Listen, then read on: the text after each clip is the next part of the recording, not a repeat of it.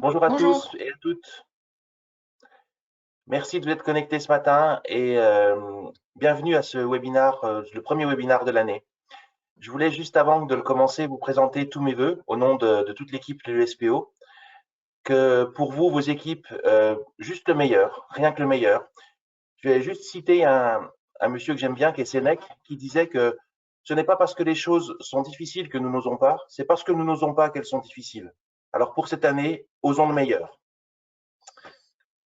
Pour ce webinaire, on va parler bien sûr du dépistage, de la vaccination grippe, des centres de vaccination et d'injection et de vaccination, et puis un point sur la convention. Un point global sur l'infection au Covid. On sait que le variant Omicron prend le dessus, mais le Delta est toujours présent et fait encore beaucoup de dégâts. Et aujourd'hui, les cas de réanimation sont bien plus fréquents avec le Delta qu'avec le Micron, mais le Micron est encore très présent et pèse lourd dans la santé des Français. Une bonne nouvelle, il y a 53,7 millions de Français qui ont reçu au moins une dose de vaccin et déjà 32,8 millions qui ont reçu la dose de rappel, la troisième dose. Donc ça, c'est un bel effort qui est fait et bien sûr, il faut continuer, mais ça va dans le bon sens. Et il y a à peu près 200 000 patients par semaine qui rentrent dans les officines, dans les centres de vaccination pour avoir leur première dose de vaccination. Il reste aujourd'hui 4,6 millions de Français qui n'ont pas démarré encore leur cycle vaccinal, qu'il va falloir aller convaincre. Et ça va être le plus compliqué. On sait que quand on arrive à la fin, c'est le plus dur, mais c'est ces gens-là qu'il va falloir maintenant aller chercher. J'ai pris le temps de relire mes notes que j'avais fait pour la dernière visioconférence, celle du 19 décembre, où je vous remerciais tous, vous, vos équipes, pour le travail qui a été accompli, en vous indiquant qu'il y avait à peu près 60 à 70% des injections Covid qui étaient faites en ville, qui étaient réalisées par les pharmacies, et 90% des 3,35 millions de tags qui étaient réalisés par les pharmacies aussi. Un mois après, la vague Omicron a submergé le pays et avec lui les professionnels de santé.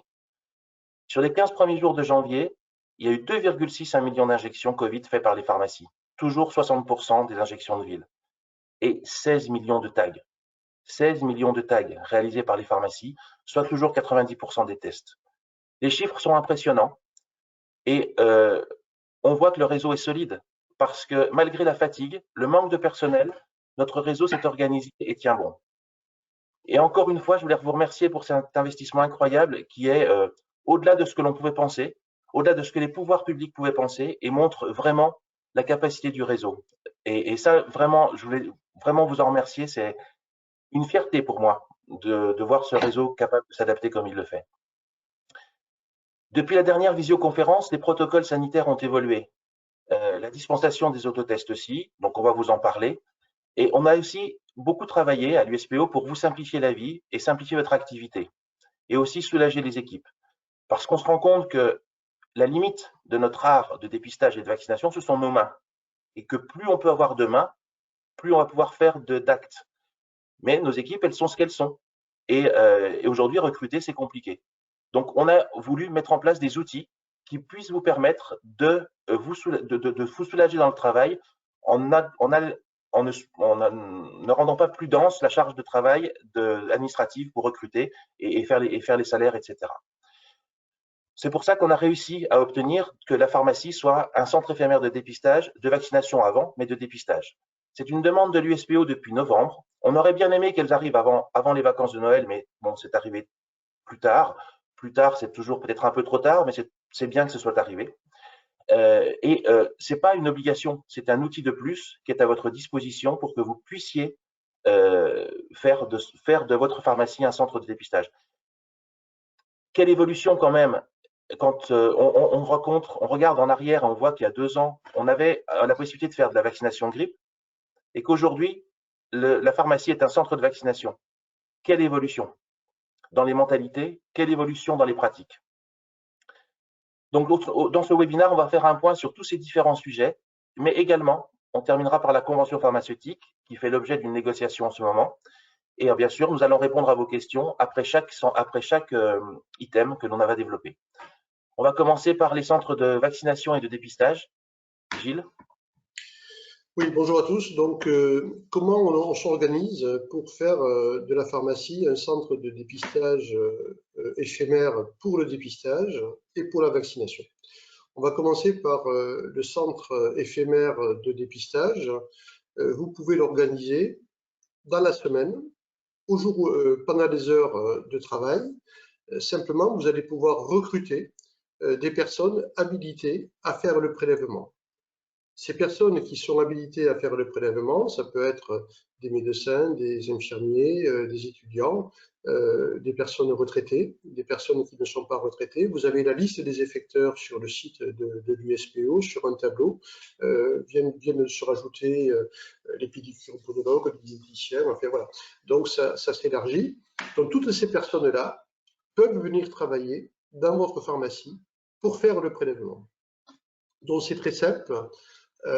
Et il y a deux façons donc pas de contrat de travail, pas voilà avec votre comptable d'avoir un contrat à durée indéterminée, tout ça est terminé, donc on allège complètement les charges administratives.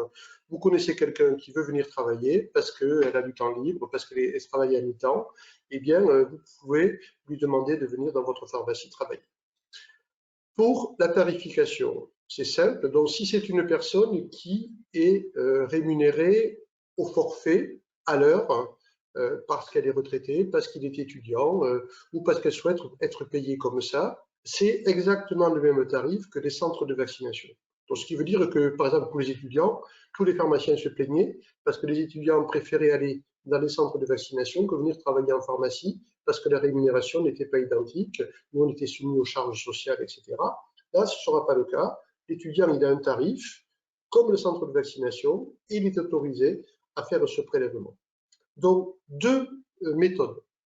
Si la personne est retraitée, étudiant ou souhaite être payée à l'heure, donc à la fin de la journée, si elle a travaillé 3 heures, elle enverra une fiche en disant j'ai travaillé dans telle pharmacie pendant 3 heures et j'envoie ça à l'assurance maladie et l'assurance maladie rémunérera directement cette personne. Vous, c'est pas vous qui la rémunérez.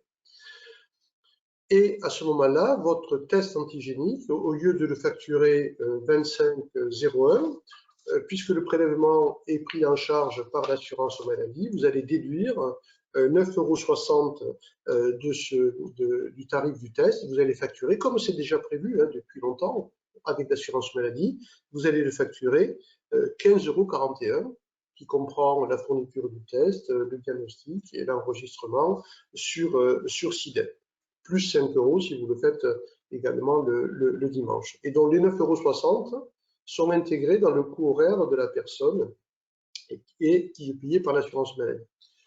Si vous avez un autre professionnel de santé, une infirmière qui est salariée, qui est en activité, donc qui a son numéro finesse de la sécurité sociale, elle peut, elle, être payée comme ça, pareil, au forfait à l'heure, ou alors elle peut elle-même facturer le 9,60 € du prélèvement à l'assurance maladie. C'est déjà prévu depuis très longtemps, c'est déjà prévu depuis l'automne, donc sauf que ce n'était pas mis en place et enfin on vient de le mettre en place. Donc à ce moment-là, elle, vous ne la payez pas non plus, elle est payée au prélèvement à 9,60 € qu'elle facture directement à l'assurance maladie et vous facturez toujours les 15,41 € pour le test, le diagnostic et SIDEP. Voilà, donc c'est très simple.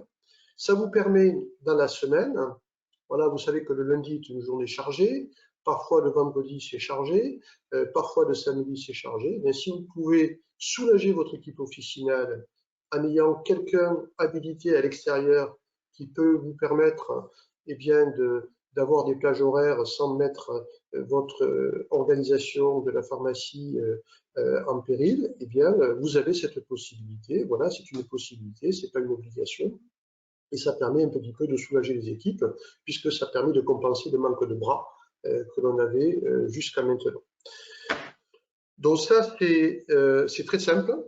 Voilà, pas de charges administratives, etc. Et ceux qui ont déjà travaillé dans des centres de vaccination comme des étudiants savent parfaitement comment ça fonctionne, les infirmiers aussi, et les médecins aussi. Pour le centre de vaccination éphémère en pharmacie, donc lui, c'est différent. La technique est la même, sauf que c'est autorisé que le dimanche ou après la fermeture de la pharmacie. Donc, alors c'est marqué après 20 heures, mais si vous fermez à 19 heures, vous pouvez l'utiliser à partir de 19 heures. Donc là, pareil, vous pouvez programmer des vaccinations, vous faire renforcer par du personnel extérieur, voilà, une infirmière, et là, par contre, c'est payé à l'heure. Vous aussi, vous êtes payé à l'heure en tant que titulaire. Vous pouvez avoir un de vos salariés qui vient le dimanche, un préparateur ou un adjoint. Il sera également payé à l'heure au même tarif que les centres de vaccination, dont il n'y a pas de charge sociale, tout ça. Et vous aussi. Donc, vous faites vos vaccinations et vous envoyez votre fiche à l'assurance maladie. Si vous avez fait 4 heures, eh bien vous êtes payé 4 fois le tarif horaire. Si vous l'avez fait dans la journée, eh bien vous êtes payé pareil de demi-journée. Voilà, si vous avez fait 8 heures de travail ou une demi-journée, ou si vous avez fait que 2 heures, eh bien vous pouvez, parce que vous avez pu concentrer sur 2 heures, vous pouvez être payé sur ces 2 heures. Par contre, bien sûr, vous ne facturez pas à l'assurance maladie le vaccin, les 7,90 €. Et par contre, vous enregistrez sur SIVAC, pardon, et SIVAC vous sera payé 5,40 € puisque ça correspond au tarif et vous savez que c'est payé le mois suivant. Donc voilà, 2 organisations simples, pratiques, faciles à mettre en place, adaptées à votre entreprise si vous le souhaitez. Si vous souhaitez faire une demi-journée par semaine pour ça, vous pouvez le faire pour le centre de dépistage, dont c'est extrêmement souple et il n'y a aucune démarche administrative à faire. Et on essaie pour la vaccination d'avoir aussi des aides de l'ARS quand on ouvre le dimanche, mais ce n'est pas encore complètement concrétisé. Donc voilà, vous savez comment faire. On a eu beaucoup de questions là-dessus. N'hésitez pas à savoir si quelqu'un qui travaille à l'hôpital peut venir travailler à la pharmacie. Oui, bien sûr. Si elle est salariée d'une clinique, oui, bien sûr, elle peut venir. Tout ça, l'objectif, c'est qu'on puisse dépister et vacciner dans des conditions beaucoup plus confortables.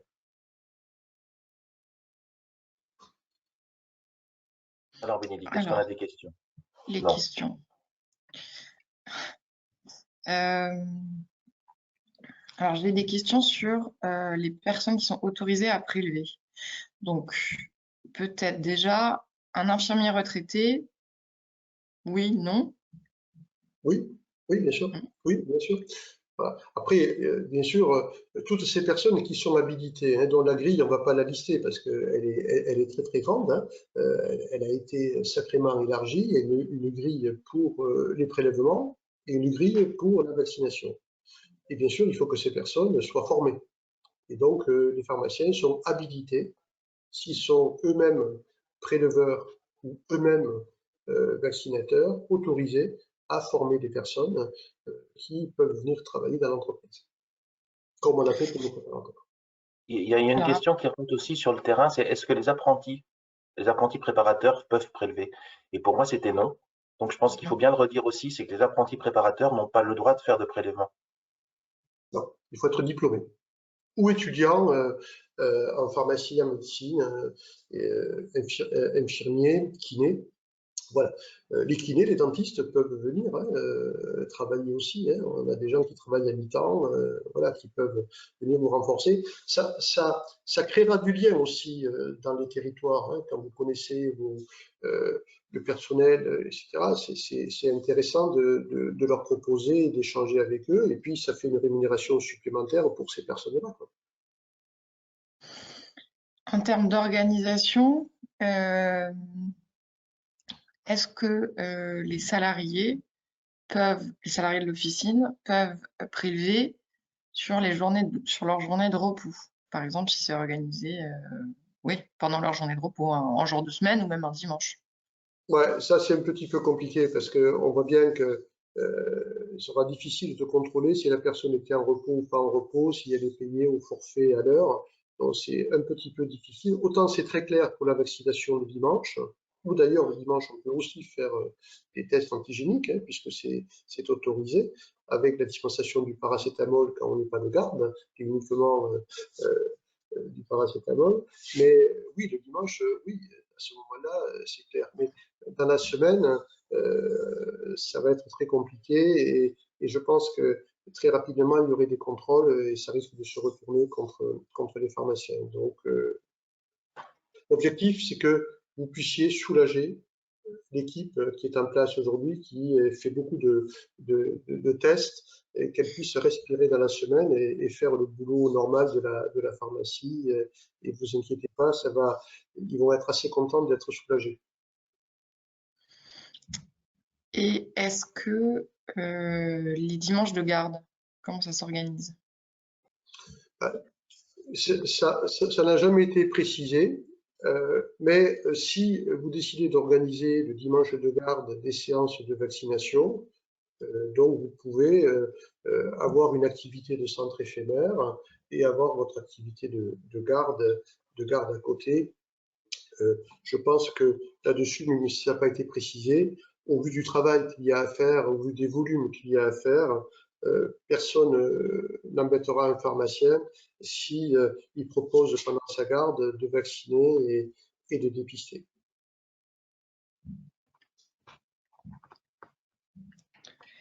Ok. Est-ce qu'il y a des déclarations à faire pour l'organisation des centres de vaccination ou de dépistage auprès de l'ARS ou de l'assurance maladie?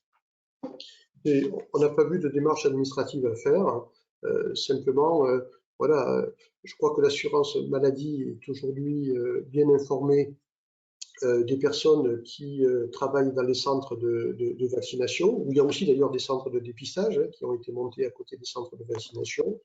Eh bien, voilà, si la personne qui a travaillé dans votre pharmacie, elle va envoyer à l'assurance maladie, comme elle le fait habituellement, une facture avec les heures qu'elle a effectuées dans telle pharmacie.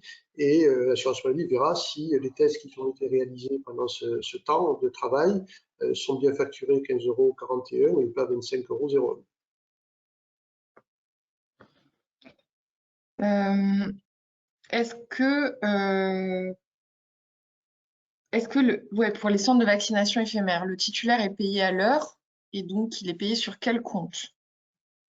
Celui de la pharmacie? Alors, est-ce qu'il est payé sur le compte personnel ou le compte de la pharmacie? Je ne sais pas. Non, non, C'est quoi, non. Bénédicte?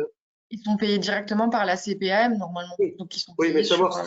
si ça rentre dans les revenus de la pharmacie ou les revenus personnels du titulaire. À mon avis, c'est une indemnité qui doit tomber sur l'individu et pas sur la pharmacie, pas sur la structure, puisque c'est l'individu qui est indemnisé. Comme quand si on a un titulaire qui va travailler dans un centre, il est payé sur son compte. Ça, il faut voir avec l'assurance maladie comment c'est versé et sur quel RIB c'est versé. Est-ce qu'il faut faire un nombre de vaccinations minimal si on est en centre de vaccination éphémère? Écoutez, ils n'ont pas pris cette disposition. Donc, il n'y a pas aujourd'hui de seuil minimum pour ouvrir un centre éphémère. C'est sûr que si vous faites que 5 vaccinations, ça ne va pas faire, quoi, hein. Et si vous avez 3 personnes qui travaillent, qui sont payées à l'heure et que ça dure toute la matinée, que vous avez fait un seul flacon de Pfizer, ça risque de coincer très dur, quoi. Donc voilà, il faut être cohérent. C'est une possibilité, ça vous facilite le travail, mais il n'y a pas eu de limite, hein, ils nous font confiance.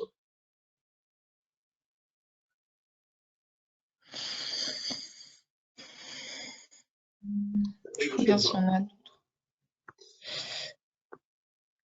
Si un salarié qui prélève un tiers. Ouh là là. Attendez, parce qu'il y en a pas mal. Désolée. Des questions, ça c'est sûr. Mais on ne répondra pas à toutes. Ouais, non, non, parce que je pense que je peux déjà. Enfin, il y en a pas mal auxquels je répondrai par écrit déjà. Mais je regarde s'il y en a qui sortent. Je pense Ouais, non, on va, je pense qu'on peut passer aux autres, ouais, parce que le reste, je vais y répondre. on sait qu'on aura plein de cas particuliers ou plein de questions qui vont se poser les uns des autres. Voilà. Vous savez que nous avons arraché. Pierre Olivier a beaucoup travaillé là-dessus pour dire comment on soulage et comment on a des ressources humaines supplémentaires sans se compliquer la vie, comment on fait que les étudiants n'aillent pas sur les centres de vaccination, puissent venir aussi choisir la pharmacie pour filer le coup de main, ce qui n'était pas le cas parce qu'ils fuyaient tous, y compris d'ailleurs sur les prélèvements. Hein, on les voyait dans les barnums se disputer les barnums, tout ça n'était pas très joli. Donc voilà, là au moins la rémunération, elle est simple, elle est adaptée, elle est égalitaire par rapport aux autres sites, et donc la pharmacie peut avoir aujourd'hui la possibilité d'absorber de la charge de travail, pas forcément supplémentaire, parce qu'on espère quand même que ça va diminuer. La vaccination, elle, va continuer, mais que l'on puisse travailler dans de meilleures conditions et dans des conditions économiques parfaites. Merci. Alors, un point sur le dépistage. Vous avez vu, je l'ai précisé en introduction, le rôle essentiel des pharmacies dans le dépistage. Et vous avez vu aussi les nouveaux protocoles sanitaires. Vous avez vu que depuis janvier, on doit être à 13 ou 14 DGS en quelques vingtaines de jours. Donc, ça arrive avec une fréquence soutenue. Donc, voilà, on va faire un point sur le protocole sanitaire. Alors, la chose qui sert de clé d'entrée dans ce nouveau protocole sanitaire, c'est savoir si on est hors milieu scolaire ou dans le milieu scolaire. Hors milieu scolaire, les personnes qui sont cas contact avec un schéma vaccinal complet ou les moins de 12 ans font un test antigénique, un tag à J0, et si ce tag est négatif, ça donne lieu à une dispensation de 2 autotests qui devront être réalisés à J2, J4. Cette dispensation se fait sur une attestation d'un résultat tag négatif ou RT-PCR négative, et puis aussi d'une attestation de l'assurance maladie qui est à remplir. Vous avez le modèle qui est sur le site de l'USPO. Si maintenant on se trouve en milieu scolaire, les personnes cas contact avec un schéma vaccinal complet, donc quand on vous dit personne, bien sûr, ça va jusqu'à 18 ans, et même au-delà, quand les jeunes sont en BTS ou dans des lycées professionnels, et donc ont une poursuite d'études après 18 ans. Quand ils ont un schéma vaccinal complet ou les moins de 12 ans, que ce soit en scolaire ou périscolaire, il n'y a pas de tag à J0, sauf si le parent le demande ou sauf s'il y a beaucoup de symptômes qui laissent à penser que éventuellement l'enfant est positif, mais pas de tag à J0, mais dispensation de 3 autotests qui sont à réaliser à J0, J2, J4 sur une attestation d'éducation nationale. C'est une attestation de l'éducation nationale qui est remise par la maternelle, le primaire, le collège, le lycée, nominative, au nom de l'enfant. Donc ça, c'est important. Hein. Vous avez vu la différence entre le fait qu'on soit hors milieu scolaire ou en milieu scolaire.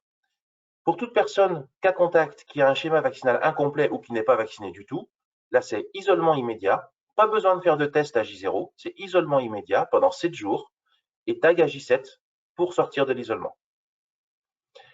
Juste pour rappeler qu'il existe des autotests spécifiques pour les enfants, donc moins de 12 ans, avec un écouvillon éponge qui n'ont pas besoin d'être emmenés jusqu'au fond du nez, mais mis dans la narine, qui sont très très sensibles et beaucoup plus doux et beaucoup mieux supportés par les enfants. Pensez à les commander, ils sont présents chez vos grossistes et ils sont vraiment plébiscités par les enfants. En ce qui concerne la facturation, quand on parle des autotests classiques, on facture à 3,50 € l'autotest. Donc, si c'est 2 autotests, c'est x2. Si c'est 3 autotests, c'est x3. Plus 2 € d'honoraires de dispensation pour expliquer aux patients. Donc, j'insiste bien sur le fait que vous devez expliquer aux patients comment faire l'autotest, parce que c'est important. On sait que l'autotest est fiable si le prélèvement est bien fait. Donc, expliquer comment faire le prélèvement, c'est long, hein, c'est 15 secondes par narine. Donc, c'est pas 1, 2, 3, 4, 14, 12, 14, 15. Hein, c'est vraiment 15 secondes de montre. Et c'est très long. Après, on fait l'autre narine. Donc, pour 2 autotests, on fait 3,50 € x 2, plus les 2 € d'honoraires, ce qui fait 9 €. Pour les autotests spécifiques enfants, le prix est un peu augmenté, n'est pas le même parce qu'il coûte un peu plus cher. Donc, c'est 3,80 € x 2, plus les 2 €, ce qui fait 9,60 €. Et quand on dispense les 3 autotests classiques, c'est 12,50 €, soit 3,50 x 3 plus les 2 €, ou 13,40 € pour les autotests enfants, 3,80 x 3 plus les 2 €. Juste un rappel, mais qui a toute son importance, autant les pharmaciens ne sont pas obligés de vacciner et ne sont pas obligés de proposer des tests antigéniques, même si on considère qu'il faut le faire parce que ça fait partie de notre mission de santé publique, vous n'avez pas d'obligation, autant la dispensation des autotests est une obligation. Nous devons dispenser des autotests. Bien sûr, si on en a. Si on n'en a pas, on ne peut pas faire. Mais nous devons dispenser ces autotests. Et aussi, il n'est pas possible de remplacer les autotests à J2 ou J4 par un test antigénique. Sauf si l'autotest est positif. Là, effectivement, on rentre dans un autre cadre. Mais vous ne pouvez pas dire je ne vais pas vous dispenser d'autotest pour J2, J4, mais revenez faire un tag chez moi. Ça n'est juste pas possible. Bien sûr, en cas d'autotest positif, quel que soit le moment, on confirme par un tag ou RT-PCR, mais un tag, ça c'est important de le savoir et de le faire. Pour rappel aussi, on a la possibilité de réaliser un test un tag sur prélèvement nasal pour les enfants de moins de 12 ans, pour un enfant qui ne supporterait pas le prélèvement nasopharyngé. Et le tarif de ce tag, à ce moment-là, est de 17,01. Vous avez toutes les fiches pratiques sur le site de l'USPO. Vous retrouverez tout avec des super tableaux qui ont été faits en fonction de la porte d'entrée et de la clé d'entrée, savoir ce que vous devez faire. Juste une remarque aussi, nous avons une interdiction de pratiquer des tests salivaires en officine. Donc, ne le faites pas, ne faites pas ça, c'est juste interdit aussi. Et puis, si vous devez acheter des tests, comme les autotests d'ailleurs, la liste existe sur le site du ministère. Et pensez à bien choisir celui qu'il faut, en particulier qui cible la bonne protéine, parce qu'on sait que comme il y a avec Omicron une mutation de la protéine spike, il ne faut pas de test qui ne dépiste que la protéine spike, vous passeriez à côté d'Omicron. En ce qui concerne les autotests, donc il y a eu une autorisation dérogatoire de la vente en ligne des grandes surfaces depuis le 28 décembre jusqu'au 31 janvier 2022. Et ça a été tout récemment repoussé, cette autorisation, au 15 février, affirmant la fin de cette dérogation. Alors, à l'USPO, on s'est battu jusqu'à vendredi soir, plus de 18 heures, pour que ce 15 février n'apparaisse pas. Mais quand on a un quotidien, le quotidien du pharmacien, qui dans ses titres dit « La grande distribution a une autorisation jusqu'au 15 février », honnêtement, ça ne nous aide pas. Comment après, on peut faire croire au ministère que la profession n'est pas d'accord avec ça, puisque le journal l'a déjà dit. Donc, ça ne nous aide pas du tout à avoir continué de nous battre pour que ça n'apparaisse pas. Il faut savoir que ce 15 février, il a été fait pour la grande distribution uniquement pour qu'il puisse écouler les stocks. Alors, on est un petit peu surpris et quelque part un petit peu, oui, surpris que ce soit pas lié avec une interdiction d'approvisionnement entre le 1er février et le 15 février. Si c'est juste pour écouler les stocks, il ne doit pas y avoir d'approvisionnement possible. Et j'espère, on va demander ça au ministère, que la DGCCRF va aller vérifier qu'il n'y aura pas eu d'approvisionnement des grandes surfaces durant cette période-là. C'est juste un écoulement des stocks. Aujourd'hui, on se rend compte qu'il y a deux positions avec les autotests. Il y a la position de la pharmacie qui place l'autotest comme un élément structurel dans le suivi de l'épidémie, et puis des gens qui en font un produit d'appel. Aujourd'hui, on voit la grande distribution dire pour 50 € d'achat, vous avez un autotest gratuit. Pour 60, une boîte gratuite. Ce n'est pas de la santé publique. On ne joue pas avec le Covid. On se rend compte à quel point le Covid a impacté nos vies. On se rend compte à quel point le Covid a impacté l'économie de la France. Et certains permettent de jouer avec ça. Non, c'est pas bien, c'est pas très joli. Donc, cet écoulement des stocks, il est fait. Et il faut savoir que si la grande distribution a eu le droit de dispenser des autotests, c'est parce que quelque part, il y avait un petit bruit de botte qui disait que tous les pharmaciens n'avaient pas d'autotest et donc il fallait le donner à la population. Dans la dernière enquête que l'on a faite, on s'est rendu compte que seulement 7% des pharmacies n'avaient pas de stock. 7%. Les grossistes en ont, ça monte en puissance et maintenant ils en ont de façon conséquente. Et on sait que ça va encore augmenter. On va vous donner d'autres informations. On va voir que la dispensation des autotests va encore augmenter. Donc, s'il vous plaît, commandez-en, ayez-en en stock et n'attendez pas le dernier moment pour en recommander. Il faut avoir un certain volant. Les autotests ne vont pas s'arrêter bientôt. Hein. Ça va continuer, la dispensation des autotests pour le suivi de l'épidémie. On se rend compte réellement que le gouvernement a mis les autotests dans une stratégie de suivi de la pathologie, de la Covid. Et d'ailleurs, d'autres pays le font, le Royaume-Uni, les États-Unis. Les États-Unis qui ont commandé 1 milliard d'autotests. Donc, on se rend compte que c'est une stratégie. C'est une stratégie de suivi. Je vous remercie aussi d'avoir répondu aux différents sondages permettant de témoigner au ministère que les pharmacies avaient suffisamment de stock et suffisamment de capacité d'approvisionnement. Entre le 3 janvier et le 18, il y a 17,5 millions d'autotests qui ont été dispensés en officine, dont seulement 7,2 millions pris en charge. Ça veut dire qu'il y a 10 millions d'autotests, à peu près, qui ont été dispensés sans prise en charge et les patients ont préféré venir les chercher chez nous parce qu'ils avaient une sécurité dans l'autotest, parce que tous on peut raconter des anecdotes où vous avez des autotests qui ont été achetés en GMS et qui sont illisibles. Moi, j'en ai même eu un dont le patient m'a amené, la barre, elle est oblique. Elle n'est même pas droite. Donc, savoir ce que ça veut dire, c'est impossible. Et ils ont préféré venir le chercher chez nous parce qu'il y avait un conseil, parce qu'il y avait une prise en charge. Le ministère de la Santé a joué un rôle essentiel au niveau des professionnels de santé pour la bonne utilisation du test et ça conditionne le résultat du test aussi. Alors maintenant, il y a deux choses. Pour rappel, juste une chose, la dispensation des autotests continue d'être prise en charge pour les salariés d'aide à domicile pour les personnes handicapées et les personnes âgées. Alors c'est sur présentation d'un CESU, sur présentation d'une fiche de paye ou d'une attestation. Là, vous pouvez dispenser 10 autotests par mois aux salariés d'aide à domicile. Ce qui est nouveau, c'est la dispensation d'autotests au personnel exerçant leurs fonctions dans tout ce qui va être éducation nationale, école, collège, lycée et milieu périscolaire. On remettra ces autotests sur une attestation professionnelle qui devra être remise par l'employeur pour que le professionnel puisse bénéficier de la prise en charge. Cette prise en charge sera de 10 autotests par mois. Alors attention, le tarif unitaire va changer pour l'éducation nationale, il sera de 3,51 €.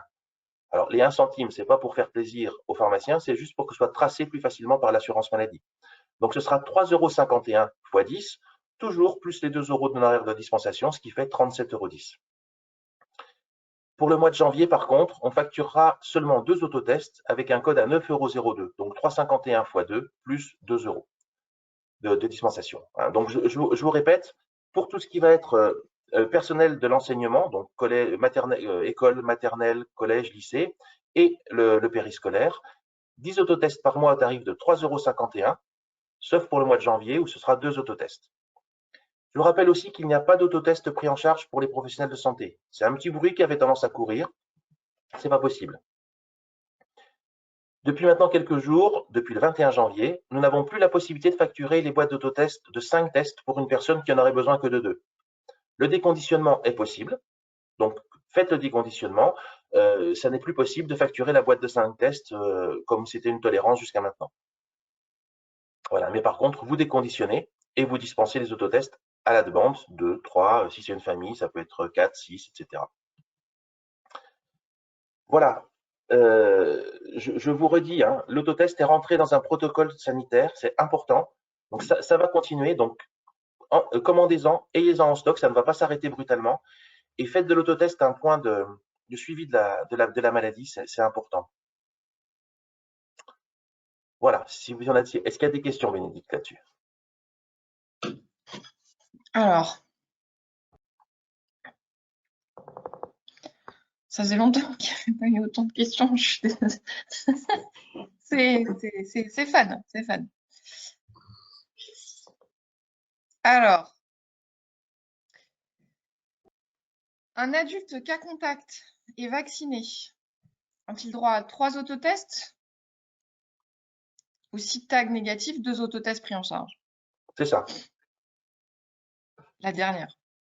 La dernière. Si l'adulte a son passe vaccinal complet et qu'il est cas contact, c'est un tag négatif et un tag, s'il est négatif, 2 autotests.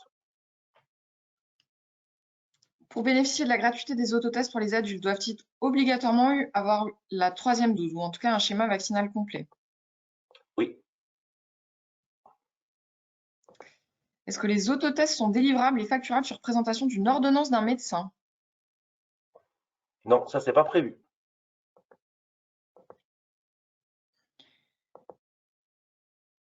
Concernant la facturation des autotests, peut-on facturer aux parents d'enfants cas contact? Alors, redis-la moi, s'il te plaît. Je suis pas sûre, je suis même pas, en fait, je suis pas sûre de la comprendre. Peut-on facturer aux parents d'enfants? Je pensais que c'était pas ça la question. Non, peut-on facturer aux parents d'enfants cas contact? Ben non. Non. Si les parents deviennent cas contact parce que l'enfant est malade, là oui, mais c'est pas les cas contacts et des cas contacts. Enfin, c'est pas ça. Bon, là, c'est aussi beaucoup, l'école envoie un mail, donc les gens viennent sans attestation, sans mail imprimé, c'est très chronophage. Bon, Oui. ça sort Donc beaucoup. ça, là, je pense que ce qu'il faut faire, on le supporte tous. J'ai réfléchi un petit peu comment on pouvait faire. Je pense que le mieux, c'est de faire une affiche. Déjà de prévenir les écoles.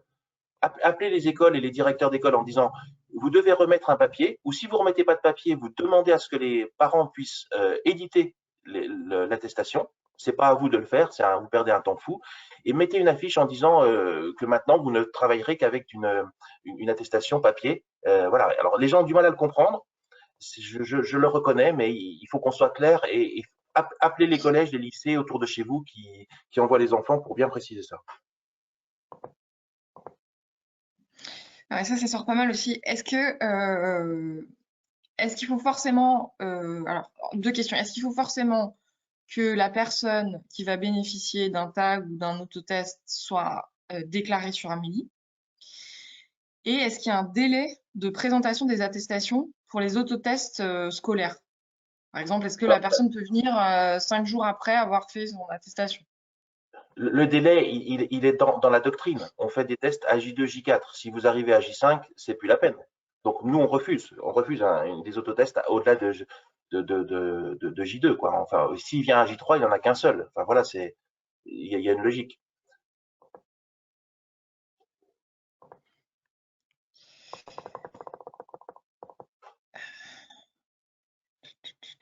Moins vite, moins vite. Bah oui, moins vite.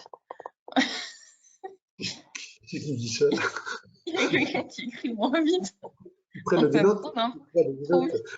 C'est un replay après, hein, on peut le revoir. J'insiste sur un point pendant que vous dites. Merci Gilles. Deux choses. On a eu des remarques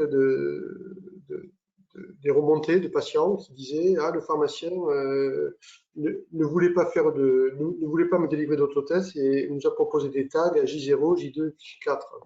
Ça, c'est en termes d'image, c'est catastrophique.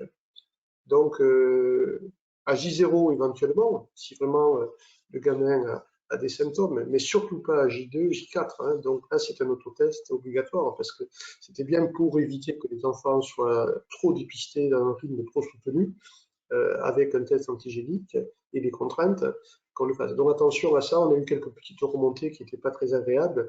Et après, quand Pierre se retrouve au ministère, c'est pas très confortable hein, de se retrouver dans ce type de situation. Si le parent ne veut pas faire l'autotest et préfère faire un tag, que faire? Ben voilà. Là, on y est. Le tag à J0, il le fait, ça oui, effectivement. Et après, c'est l'autotest. Ouais. Il faut le montrer aux parents. En fait, les parents, il faut les sécuriser. Il faut leur montrer que c'est pas traumatisant et que voilà, mettre le coton dans la narine, même si c'est 2 cm, c'est vraiment pas très traumatisant. Il faut qu'ils le fassent bien, bien évidemment, mais c'est beaucoup moins traumatisant qu'un test antigénique. Voilà. Donc c'est là tout le conseil du pharmacien de rassurer et de bien le faire utiliser par la personne. Et puis, quand on a des parents qui sont réticents à faire l'autotest et ils préfèrent que ce soit un professionnel de santé qui le fasse, parce que ça peut être ça aussi, le fait de pousser à faire un tag, le fait d'avoir des autotests qui soient spécialement faits pour les enfants avec l'embout éponge, fait que honnêtement, ça passe très très très bien. Les enfants le prennent comme un jeu et ça pose aucun souci. Jusqu'à quel âge conseille-t-on les autotests enfants? 12 pense ans. aussi. Et avant? À quel âge ça peut débuter? Oh ben. Ouais, c'est 3 ans. Ouais. 3 ans, ouais. 3 ans, mais il y a. Ouais. C'est 3 ans.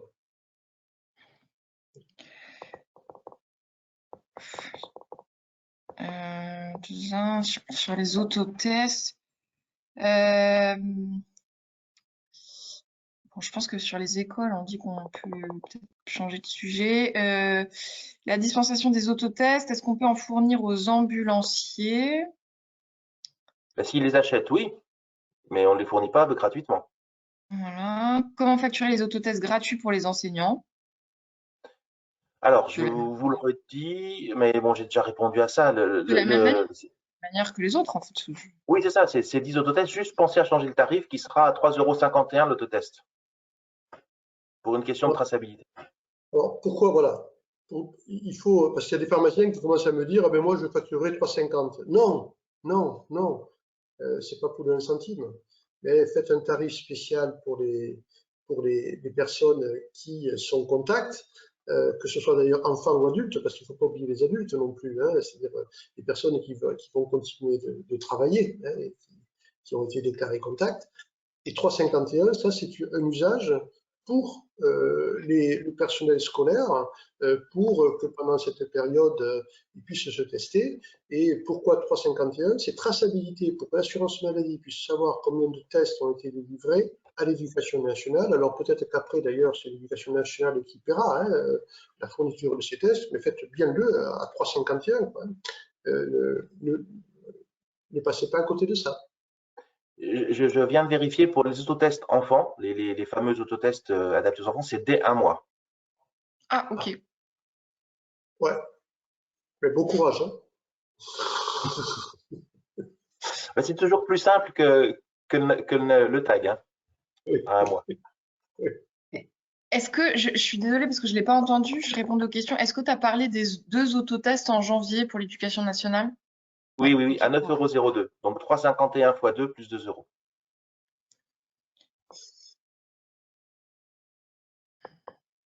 Juste par rapport aux autotests, maintenant qu'on voit que ça rentre bien dans la stratégie, ayez-en, hein, parce que c'est aussi ça qui peut nous aider à faire qu'au 15 février, il n'y ait plus d'autotests en GMS. Hein. Ayez-en en stock et approvisionnez les patients et faites le job de suivi. Hein. On se rend compte que c'est devenu une stratégie de dépistage par le gouvernement.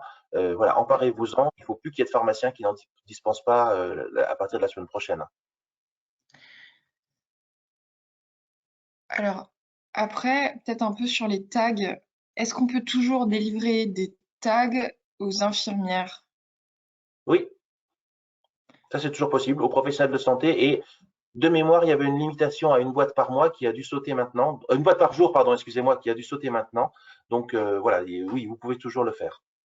Ouais, ça a sauté, Là, ouais. par contre, tracez bien en mettant l'infirmière ou le médecin ou le kiné comme étant le prescripteur pour que l'État et l'assurance maladie puissent bien suivre que ce professionnel a eu des tests. Sachant que, Pierre, par rapport à ce que tu viens de dire, une boîte, c'est pas limité. Enfin, avec ce qui s'est passé sur la fraude, à la mise à disposition des professionnels de santé des quantités totalement anormales dans un périmètre qui était loin de la pharmacie, voilà, quand ce sont des boîtes de 20 ou des boîtes de 25, sauf vraiment un cabinet d'infirmiers qui en fait beaucoup, et d'ailleurs s'ils en font beaucoup, c'est qu'ils sont plusieurs, et il faut facturer à chaque infirmier. Hein. Mais quelqu'un qui vous dit, moi je viens chercher 50 boîtes de tags, etc., d'abord, il faut les avoir en stock, et en plus, au moment des contrôles sur la fraude, soyez vigilants quand même. Il vaut mieux faire au fur et à mesure. Tout à fait. Ça, c'est peut-être aussi sur les tags, la prise en charge des tags. C'est une personne, par exemple, qui est pas vaccinée, mais qui est rentrée dans le schéma parce qu'elle a été positive. Est-ce que elle peut faire un test est-ce que son test à J7 est pris en charge pour sortir de l'isolement, vous savez, une fois qu'elle Déjà, rentre dans le schéma? Je suis collé là. Oui. Oui, bah oui. écoute, j'aurais tendance à dire oui. J'aurais tendance à Aussi. dire oui, puisque au départ, le fait d'être cas contact ou positif était un cas où le test était pris en charge. Donc là, la sortie à J7, pour moi, elle est bonne, il est pris en charge. Mais voilà, prenez-le comme étant mon avis et pas forcément l'avis officiel. On va poser la question et on y répondra. Je pense qu'on peut peut-être passer au suivant. Vaccination. Allez, vaccination. Ben, c'est moi qui m'y colle. Alors, bon, il y a beaucoup de changements, et donc on va essayer d'être le plus clair et le plus je dirais, pédagogue possible pour pouvoir vous y retrouver et puis donner la bonne information aux patients qui vont vous poser certainement des questions sur la nouvelle loi et les nouvelles règles. Bon, d'abord, vous savez tous que depuis le 15 janvier, pour les adultes, il faut avoir un schéma vaccinal complet, c'est-à-dire les 2 doses plus le rappel. Je simplifie, hein, 2 doses, il peut y avoir une infection, etc. Mais enfin, voilà, il faut avoir équivalent de 3 injections. Sinon, voilà, c'est la mise en place du pass vaccinal dont il faut être complet. À partir du 15 février, le rappel doit être fait avant 4 mois. Jusqu'à maintenant, c'était un rappel avant 6 mois. Donc, si vous ne faites pas le rappel avant 4 mois à partir du 15 février, vous perdez votre place. Aujourd'hui, c'était à 7 mois. Donc, attention, ça veut dire que des personnes qui hésitent à faire la 3e dose, à partir du 15 février, risquent d'être pénalisées. Donc, ça veut dire un flux de patients supplémentaires et de les sensibiliser. La dose de rappel, elle, maintenant, est possible à partir de 3 mois, après la seconde injection. Le délai entre la dose 1 et la dose 2, c'est entre 18 et 24 jours. On disait toujours 3 semaines, voilà, il y a une tolérance entre 18 et 24. L'autre point important, c'est la suppression de ce fameux délai de 15 minutes où les patients devaient attendre de surveillance, sauf pour les primo-vaccinés, où cette règle reste toujours en vigueur, les personnes allergiques, les femmes enceintes et les personnes qui sont anxieuses. Et donc là, il faut un petit peu les surveiller, mais en tout cas, voilà, ce délai de 15 minutes s'arrête, heureusement. Dans les nouveautés également, il y a cette dérogation qui est faite pour inciter les personnes qui ne sont pas encore vaccinées, les fameux 4,6 millions de personnes, de se faire vacciner. Donc pour elles, à partir de lundi, si elles ont la première dose, elles auront la possibilité, même en n'ayant pas un schéma vaccinal complet, à condition qu'elles fassent un dépistage de moins de 24 heures, de pouvoir accéder à un train, à un cinéma, un café. Donc c'est une dérogation qui n'est ouverte à ces personnes qui ne sont pas vaccinées, mais qui est limitée au 15 février. Donc toutes les personnes qui le feront avant le 15 février avec une seule injection auront droit à pouvoir accéder à des spectacles à condition en plus de faire un test, alors que jusqu'à maintenant c'était pas possible. Et bien évidemment, si elles ne font pas la seconde dose dans un délai de 28 jours, eh bien leur passe tombe, cette autorisation tombe. Donc bien sûr, 28 jours, pourquoi? C'est toujours 21 jours le rappel, hein, mais c'est que chaque fois ça se met à jour au bout de 7 jours. Et donc vous dites bien à la personne qui commence son cycle vaccinal qu'elle doit venir se faire son rappel au bout de 21 jours, et ensuite elle doit faire sa 3e dose avant 4 mois, puisque on sera au-delà du 15 février. Donc ça veut dire que là on met une machine à accélérer la vaccination, accélérer également l'incitation à la 3e dose. Entrée en vigueur de la loi, donc alors le pass vaccinal uniquement pour les 16 ans et plus, donc eux aussi doivent avoir une obligation vaccinale, donc au-delà de 16 ans, s'ils ne font pas leurs 2 doses, eux pour l'instant ne sont pas obligés de faire 3 doses, s'ils ne font pas leurs 2 doses, eh bien leur passe tombe et ils ne peuvent pas faire un test pour aller au spectacle, les 16 ans et plus. Donc ils sont coincés. Par contre, pour les 12 à 15 ans, eh bien, eux, ils peuvent continuer à faire leur schéma vaccinal. Et eux, pour l'instant, puisque le seuil est passé à 15 ans, ils ne sont pas tenus, ils peuvent faire un test pour accéder éventuellement aux espaces sportifs, etc. Je rappelle, il y a un point qu'on ne sait pas. Donc on a posé la question, mais on n'a pas encore l'arbitrage. C'est pour la personne qui a la dérogation, c'est-à-dire qui commence à se vacciner avant le 15 février, qui fait la première dose, pour accéder à des espaces, des établissements autres que sanitaires, il doit faire ce test. Accéder au train, faire un test. Est-ce que ce test est pris en charge parce qu'il a commencé son cycle vaccinal? Ce n'est pas arbitré. Pour l'instant, c'était payant. Maintenant, pour ceux qui commencent, est-ce que ce sera pris en charge? On a posé la question, on attend la réponse. Donc nous, on continue toujours de travailler sur l'approvisionnement des vaccins hein, pour fluidifier, que ça aille plus vite, puisque là, on est toujours sur un délai de 15 jours. On travaille avec eux, ils nous ont promis que fin janvier, on aurait une amélioration sur l'approvisionnement. On n'y est pas encore, mais on ne lâche pas l'affaire. Donc, pour maintenant, l'autre nouveauté, c'est la vaccination des 12-18 ans. Le rappel est maintenant autorisé pour tous ces jeunes. Avant, il était recommandé uniquement pour les jeunes qui étaient à risque, les immunodéprimés ou les risques de comorbidité. Maintenant, ce rappel est autorisé à partir de lundi pour tous les enfants de 12 à 18 ans, dont la 3e dose, elle n'est pas obligatoire, mais elle est fortement recommandée. Et ce rappel ne se fait que 6 mois après la seconde injection, puisque chez les enfants, la chute de l'immunité est beaucoup moins rapide que chez les adultes ou chez les personnes âgées. Donc là, le respect de 6 mois, alors que pour les adultes, c'est à partir de 3 mois pour la dose de rappel. Bien évidemment, c'est que du Pfizer, hein, mais ça, c'était une évidence.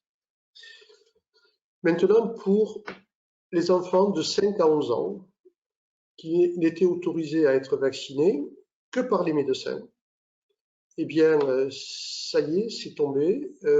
Les pharmaciens, les infirmières, les sages-femmes, en plus des médecins, pourront prescrire et vacciner les enfants de 5 à 11 ans. Il n'y a que 3% aujourd'hui de ces enfants qui sont vaccinés. On voit bien que quand on limite aux médecins, ça ne marche pas.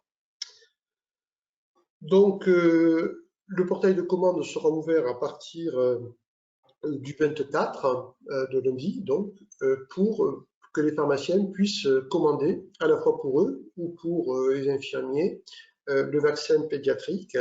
Et ce sera 8 flacons autorisés, à la fois pour le pédiatrique, en plus des 8 flacons Pfizer autorisés pour les adultes. Et bien sûr, sur le Moderna, il n'y a pas de limitation de commande. Sont éligibles pour les pharmaciens, les IDE et les sages-femmes, donc tous les enfants, sauf ceux qui ont des troubles de l'hémostase, des antécédents de syndrome inflammatoire multisystémique pédiatrique à la suite d'une infection Covid ou des antécédents allergiques au vaccin. Voilà, donc des contre-indications classiques où il faut une surveillance particulière. Si l'enfant a eu le Covid, ce qui il y en a pas mal hein, dans les milieux scolaires, hein, eh bien, on ne pourra faire cette injection que après 2 mois, au bout de 2 mois. Pour l'autorisation parentale, donc il y a une autorisation parentale standard, il faut qu'il y ait obligatoirement la présence d'un parent. Et sur l'attestation, le parent qui sera présent attestera sur l'honneur que le second parent est d'accord. Donc le pharmacien ne s'en mêle pas, lui simplement il fait remplir le document avec cette attestation et il faut la présence obligatoire d'un parent. Ça ne peut pas être le grand-père, la grand-mère qui accompagne l'enfant, c'est un parent qui l'accompagne. Cette vaccination, bien sûr, elle n'est pas obligatoire. Les enfants de moins de 12 ans ne sont pas soumis au pass vaccinal. Les aiguilles sont des aiguilles adaptées, hein, c'est des 16 mm et 25 gauges. Le flacon a un couvercle orange, hein, donc bien faire attention dans vos stockages et au moment où vous allez vacciner, de bien distinguer les dosages pédiatriques avec les dosages adultes. Je n'insiste pas sur la dilution, tout ça, le protocole sera sur le site de l'USPO avec la dilution. Donc, après l'entretien vaccinal, il y a une recommandation qui est très forte, c'est de faire un test sérologique pour voir si l'enfant a eu, si la maman ne sait pas ou le papa ne sait pas, si le gamin a eu le Covid ou pas. Donc, s'il y a eu un test positif, etc., il n'y a pas de doute. Hein, donc, c'est après 2 mois que l'on fait l'injection. Il n'y aura besoin que d'une seule injection. S'il y a un doute, vous êtes autorisé à, bien sûr, et fortement recommandé à faire un test sérologique à l'enfant avant de le vacciner, parce que ça conditionnera une injection ou 2 injections. Pour la facturation, le test, c'est-à-dire que vous allez facturer l'injection avec le test, la réalisation du test, c'est au lieu de 7,90, c'est 10,40 € et une seconde ligne pour facturer le prix du test sérologique qui est à 5,52 €. Donc voilà, vaccination enfant avec un test sérologique, c'est 10,40 € au lieu de 7,90 € et une ligne supplémentaire à 5,52 € et bien sûr l'enregistrement sur SIVAC. Et l'enregistrement sur SIVAC va se faire sur le NIR du parent et pas le NIR de l'enfant pour que les pouvoirs publics puissent s'y retrouver. Donc bien sûr sur le portail de SIVAC, il faut saisir Pfizer pédiatrique avec le numéro de lot, bien évidemment. Donc voilà pour les nouveautés sur la vaccination. Alors il va y avoir un nouveau vaccin, Novavax, qui sera disponible fin février. On ne va pas vous en dire plus. On verra dans quel cadre il rentre dans les schémas vaccinaux et comment il s'intègre dans les schémas vaccinaux. Et ensuite, un problème où je vais essayer d'être le plus clair possible et où c'était très compliqué et on a eu du mal à faire bouger des pouvoirs publics là-dessus et surtout le site SIVAC. Aujourd'hui, quand vous avez une primo-vaccination avec 2 doses, 2 injections, la personne qui a son attestation, il a écrit 2 sur 2.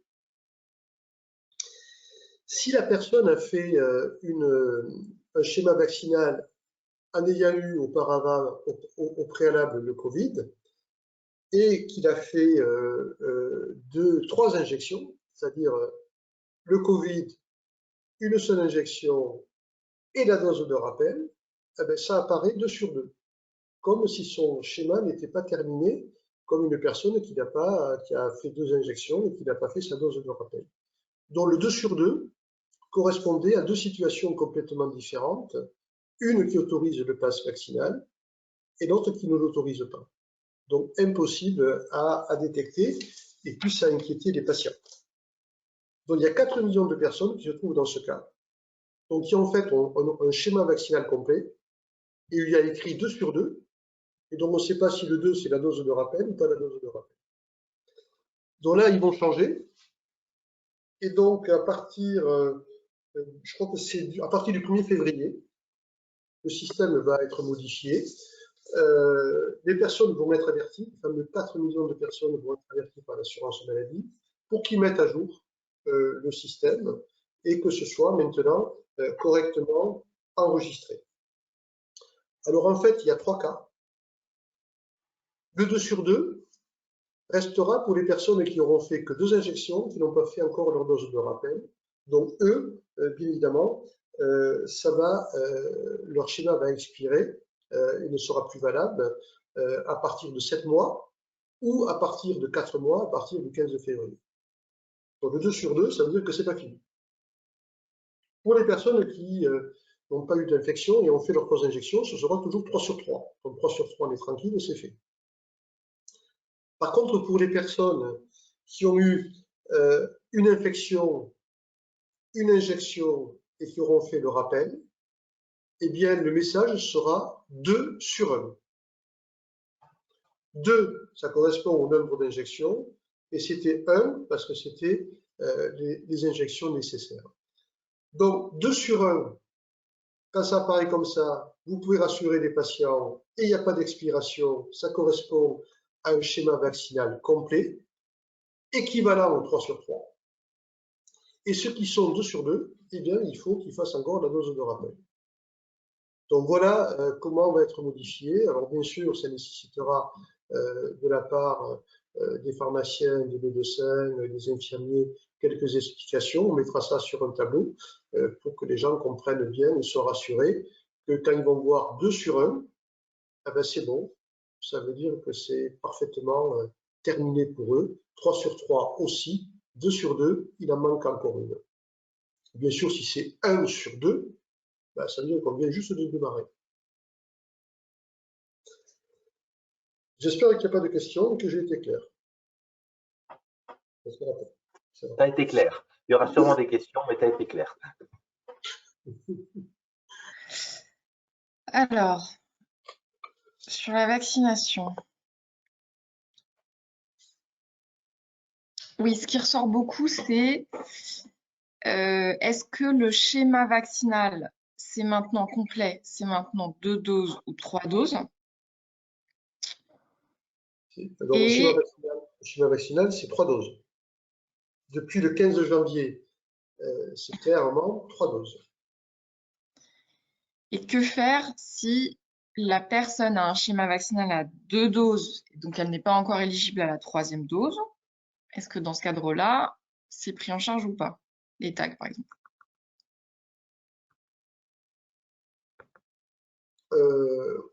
Oui, puisqu'elle ne peut pas être vaccinée, elle avait un délai de 7 mois pour avoir la 3e dose, et elle aura un délai de 4 mois à partir du 15 février pour la 3e dose, et qu'elle peut injecter sa 3e dose à partir de 3 mois après la seconde injection. Oui, si elle est aujourd'hui dans ce délai, elle n'a pas de problème pour circuler. Si elle est en dehors de ce délai, à ce moment-là, elle est bloquée, et si elle doit faire un test, il sera payant. Est-ce qu'on peut faire un Pfizer en 2e injection après avoir fait du Moderna? Oui, la vaccination hétérologue était même recommandée. Il n'y avait pas de sujet là-dessus, hein. Vous pouvez faire du Moderna ou du Pfizer. Simplement, pensez bien que quand vous faites du Moderna sur la 3e dose, c'est une demi-dose. Et Pfizer, c'est une dose pleine. Ne vous trompez pas. Que se passe-t-il si le délai de 24 jours est dépassé entre les 2 vaccins? Il faut le faire le plus vite possible. Il faut le faire le plus vite possible, mais sachant que au-delà de 28 jours, la personne perd son pass, puisque cette dérogation est tombée, mais il faut faire le plus vite possible.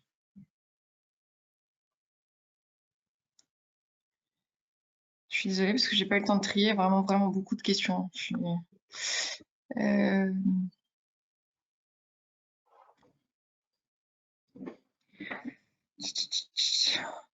16 ans et plus, 2 doses obligatoires à partir de quand?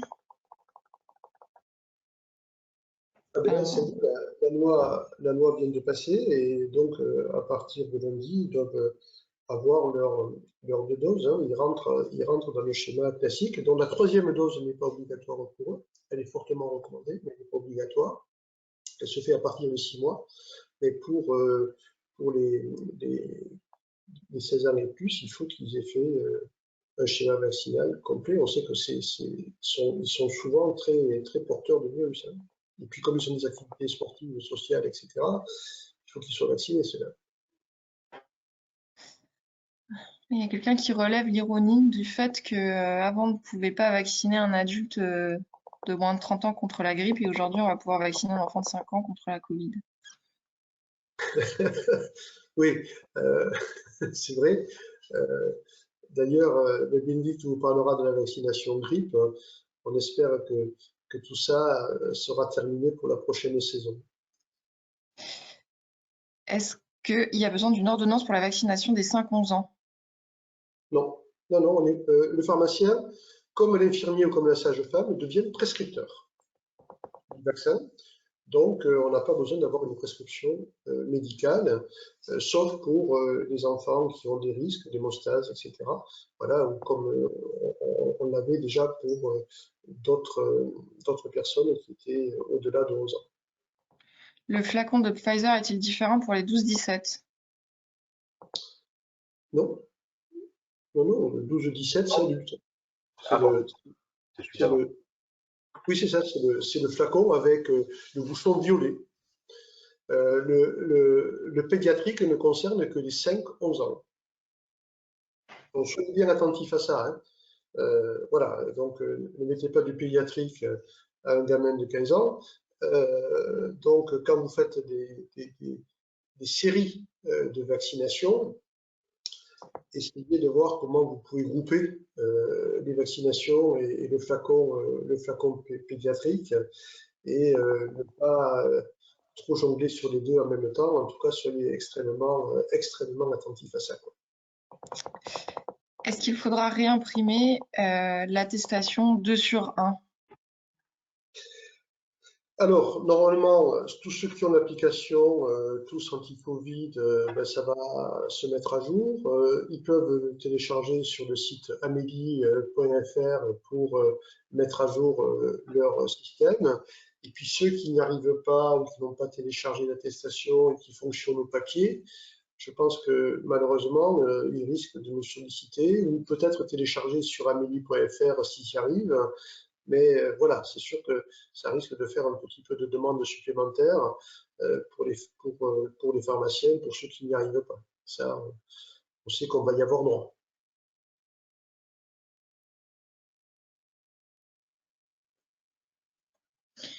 Il y a toujours la problématique des étrangers, vous savez, qui sont ou des personnes qui sont vaccinées à l'étranger.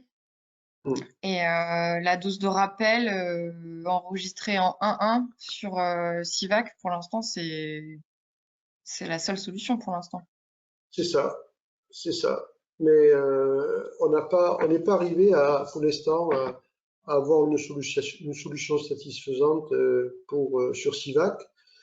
Ce qu'il ne faut pas faire, c'est faire, alors que vous n'avez pas fait l'injection, de dire qu'il y a une injection qui a été faite, parce qu'elle va s'enregistrer sur vous, alors qu'elle n'a pas été faite. Donc vous prenez une responsabilité d'enregistrer quelque chose que vous ne pouvez pas aujourd'hui, que vous n'avez pas vous effectué.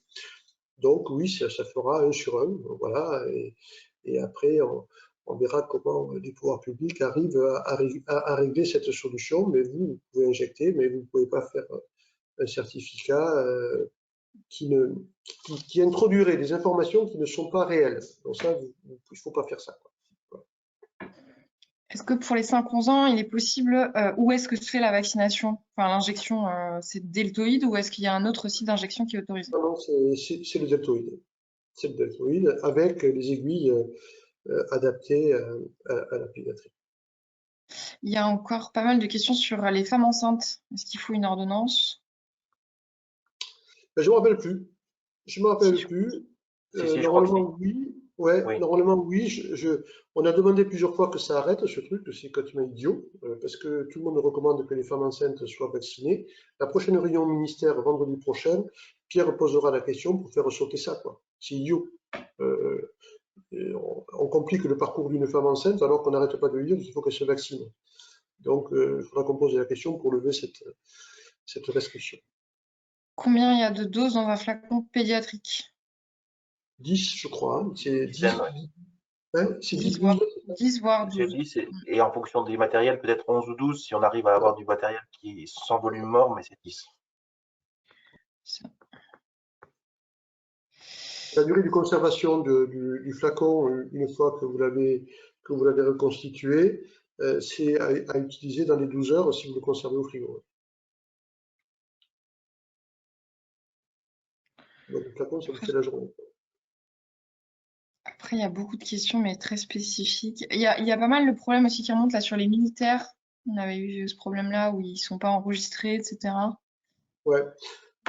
Malheureusement, ceux qui se sont fait vacciner dans le cadre, à la caserne, etc., ce que l'on conseille de faire, c'est que voilà, qu'ils continuent à se faire vacciner à la caserne, parce que malheureusement, on ne les a pas enregistrés. Je crois que c'est ce qui a été dit vendredi, parce qu'on ne peut pas rattraper. Là aussi, il y a eu une injection, mais qui n'a pas été enregistrée sur Sivac par les militaires.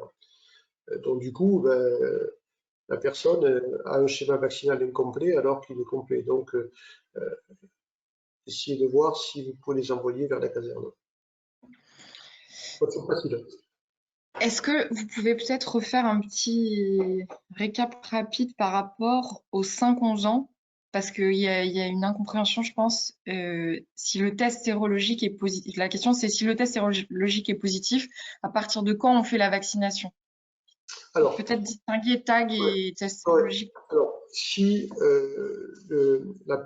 l'enfant a été dépisté positif parce qu'il y a eu un test antigénique ou un PCR, donc là, il faut attendre 2 mois avant de faire l'injection, qui sera une injection unique. Si il y a un doute et que vous faites un test sérologique et que ce test sérologique s'avère négatif, là, vous allez faire une injection et le rappel, c'est à 21 jours. Hein, pareil, hein, la seconde injection, j'ai un doute là-dessus, mais il me semble que c'est 21 jours. Oui. Le test sérologique s'avère positif. Ça veut dire que vous allez dire à la maman qu'une seule injection suffit. Essayer de savoir si l'infection, parce qu'elle avait un doute qui n'a pas été dépisté, ça s'est passé il y a longtemps ou pas longtemps. Mais là, vous pouvez faire l'injection de suite et sachant qu'une seule injection suffira. Et vous l'enregistrerez sur SIVAC en disant qu'une seule injection suffisait tout simplement parce qu'il y a des tests positifs. J'espère que c'est prévu. Donc il n'y a pas de délai parce que vous ne pouvez pas savoir quand est-ce que l'infection a eu lieu. Mais s'il y a la sérologie qui est positive, c'est que il s'est passé un certain délai entre le moment de l'infection et le moment où vous avez la positivité du test. Juste une question aussi qui remonte pas mal du terrain, c'est un patient qui a pris rendez-vous pour une vaccination, pour sa 3e dose par exemple, et qui est cas contact. Et qu'est-ce que l'on doit faire? Donc là, la doctrine est récente et est claire, c'est si la personne a prévu une injection et qu'elle vous dit je suis cas contact du jour même ou de la veille, un test, il faut faire un tag. Si le tag est négatif, on vaccine. C'est ça. Ça c'est important. Hein. C'est important parce qu'on s'aperçoit qu'il y a beaucoup de rendez-vous qui ont été annulés en pharmacie parce que les personnes disaient je suis contact, je viens pas. Non, non, tu es contact, tu viens. Et si tu es contact, ça ne veut pas dire que tu es positif. Donc, comme le dit Pierre, on vérifie, mais on n'annule pas de rendez-vous et on vaccine. Peut-être aussi il y a pas mal de questions là-dessus. Donc, les personnes qui ont perdu leur passe sanitaire, est-ce qu'il faut qu'ils reprennent un schéma vaccinal depuis le début, en fait? Si le passe sanitaire n'est plus valable. Oui, non, je crois pas. Je crois Non, pas. je pense pas. Non, non. Je crois pas. Simplement, quand ils vont refaire si c'est la 3e dose, après, ça va se. En fait, cette échéance de 7 mois qui est actuellement, ou l'échéance de 4 mois à partir du 15 février, c'est pour dire, si vous ne le faites pas, ça veut dire que vous refusez la 3e dose, donc je claque. Le pass tombe. Et si sur le vaccin après, il retrouve un schéma vaccinal complet. Avec un délai d'ailleurs de 7 jours, le délai d'enregistrement. Il y a eu pas mal aussi de retours sur le fait que l'application Tous Anti-Covid envoyait aux personnes qui avaient déjà fait une 3e dose de faire leur rappel. Et donc, peut-être dire qu'il n'y a pas de 4e dose. Enfin, c'est juste. Oui. Alors, ouais, là, il y a eu une erreur de l'assurance maladie. Il y a eu un problème sur les fichiers et ils ont envoyé des lettres à des personnes qui ne devaient pas les recevoir. Il y a eu un raté dans la requête. Et donc, c'est pour ça que ça a perturbé énormément de monde. Et effectivement, les gens disent, ça y est, la 4e dose est arrivée. Non, non, la 4e dose n'est pas arrivée. Pour l'instant, on n'y est pas. Donc, 3 doses. Donc, voilà, ça a été une erreur d'envoi de l'assurance maladie dans la requête.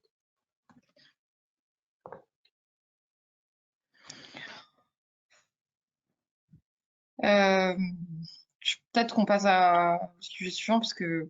Allez. Oui, comme toujours, hein, vous faites les questions sur le site de l'USPO, la foire en question, et l'ensemble de l'équipe de l'USPO essaie de vous répondre le plus vite possible. Sachant qu'il y a quand même déjà pas mal de réponses sur les fiches pratiques. Hein. Ouais. Oui, on a des fiches qui sont très pratiques et très bien faites, donc utilisez-les. Vous verrez, vous aurez la réponse à tout rien qu'en les regardant. Normalement. Oui. Nos fiches pratiques, juste attendre de donner la parole, Bénédicte, servent même à certaines administrations pour expliquer la doctrine à leur service. Hein. Alors, rapidement, au-delà de la Covid, il y a également l'épidémie de grippe qui continue. et qui démarre dans certains territoires. Donc, pour rappel, vous avez toujours la possibilité de vacciner tous les adultes contre la grippe, qu'ils soient ciblés ou non par les recommandations vaccinales en vigueur. Il est possible, il y a eu une extension, donc il est possible de les vacciner ou de vacciner l'ensemble de la population éligible jusqu'au 28 février. Et un rapide point sur les chiffres. Au 19 janvier, il y avait 4,4 millions de vaccins qui ont été injectés en pharmacie contre la grippe. Donc ça représente 17,3% de plus qu'en 2020 à la même date. C'est 40% des injections qui ont été réalisées en officine en 2021 contre 32 en 2020. Et là où il y a eu une petite baisse de 6%, c'est la dispensation des vaccins en officine. Donc on est passé de 11,7 millions en 2020 à 11 millions en 2021. Voilà, ce sujet est clos sur la grippe. Le sujet des masques, il est en discussion avec l'assurance maladie, une prise en charge éventuelle des masques FFP2 à la place des masques chirurgicaux, mais donc pas masques FFP2 plus masques chirurgicaux, mais bien à la place pour certains publics vulnérables, donc qui vont être détaillés. Et nous, ce qu'on a demandé surtout, c'est d'éviter de revenir au temps du mars 2020 où il fallait compter les boîtes, les nombres de masques chirurgicaux à donner, et donc que les pharmaciens soient bien autorisés à donner une boîte de masques FFP2 et qu'ils n'aient pas à les déconditionner. Donc on attend le retour de l'assurance maladie et du ministère sur ce sujet. Je pense que ça arrivera assez rapidement. Et peut-être juste un rappel, parce qu'on a eu pas mal de questions sur ce sujet-là, mais vous pouvez toujours donner les 30 masques pour les cas contacts, et même uniquement avec une attestation sur l'honneur. Il ne faut pas avoir l'information sur Amélie ou le SMS de l'assurance maladie, parce qu'en fait, au vu de la contagiosité, ils n'arrivent pas à suivre les cas contacts. Donc, avec une attestation sur l'honneur, vous pouvez donner les 30 masques pour les cas contacts. Voilà, pour moi. Ouais. Voilà, c'est 30 masques chirurgicaux là, dans ce cas-là, parce que les masques FFP2, ils seront ciblés sur prescription médicale pour des patients à risque, etc. Donc, ce n'est pas encore complètement défini. Et les masques FFP2 ne remplaceront pas des masques chirurgicaux. Hein. Ils vont être réservés qu'à certaines personnes sur prescription médicale.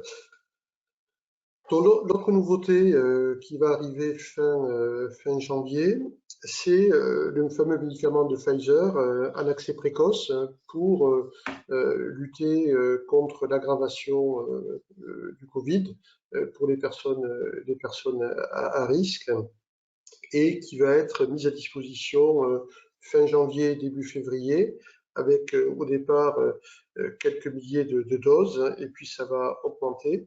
Ce sera distribué avec Santé publique France, au départ avec les dépositaires, et ensuite on espère avec les grossistes répartiteurs.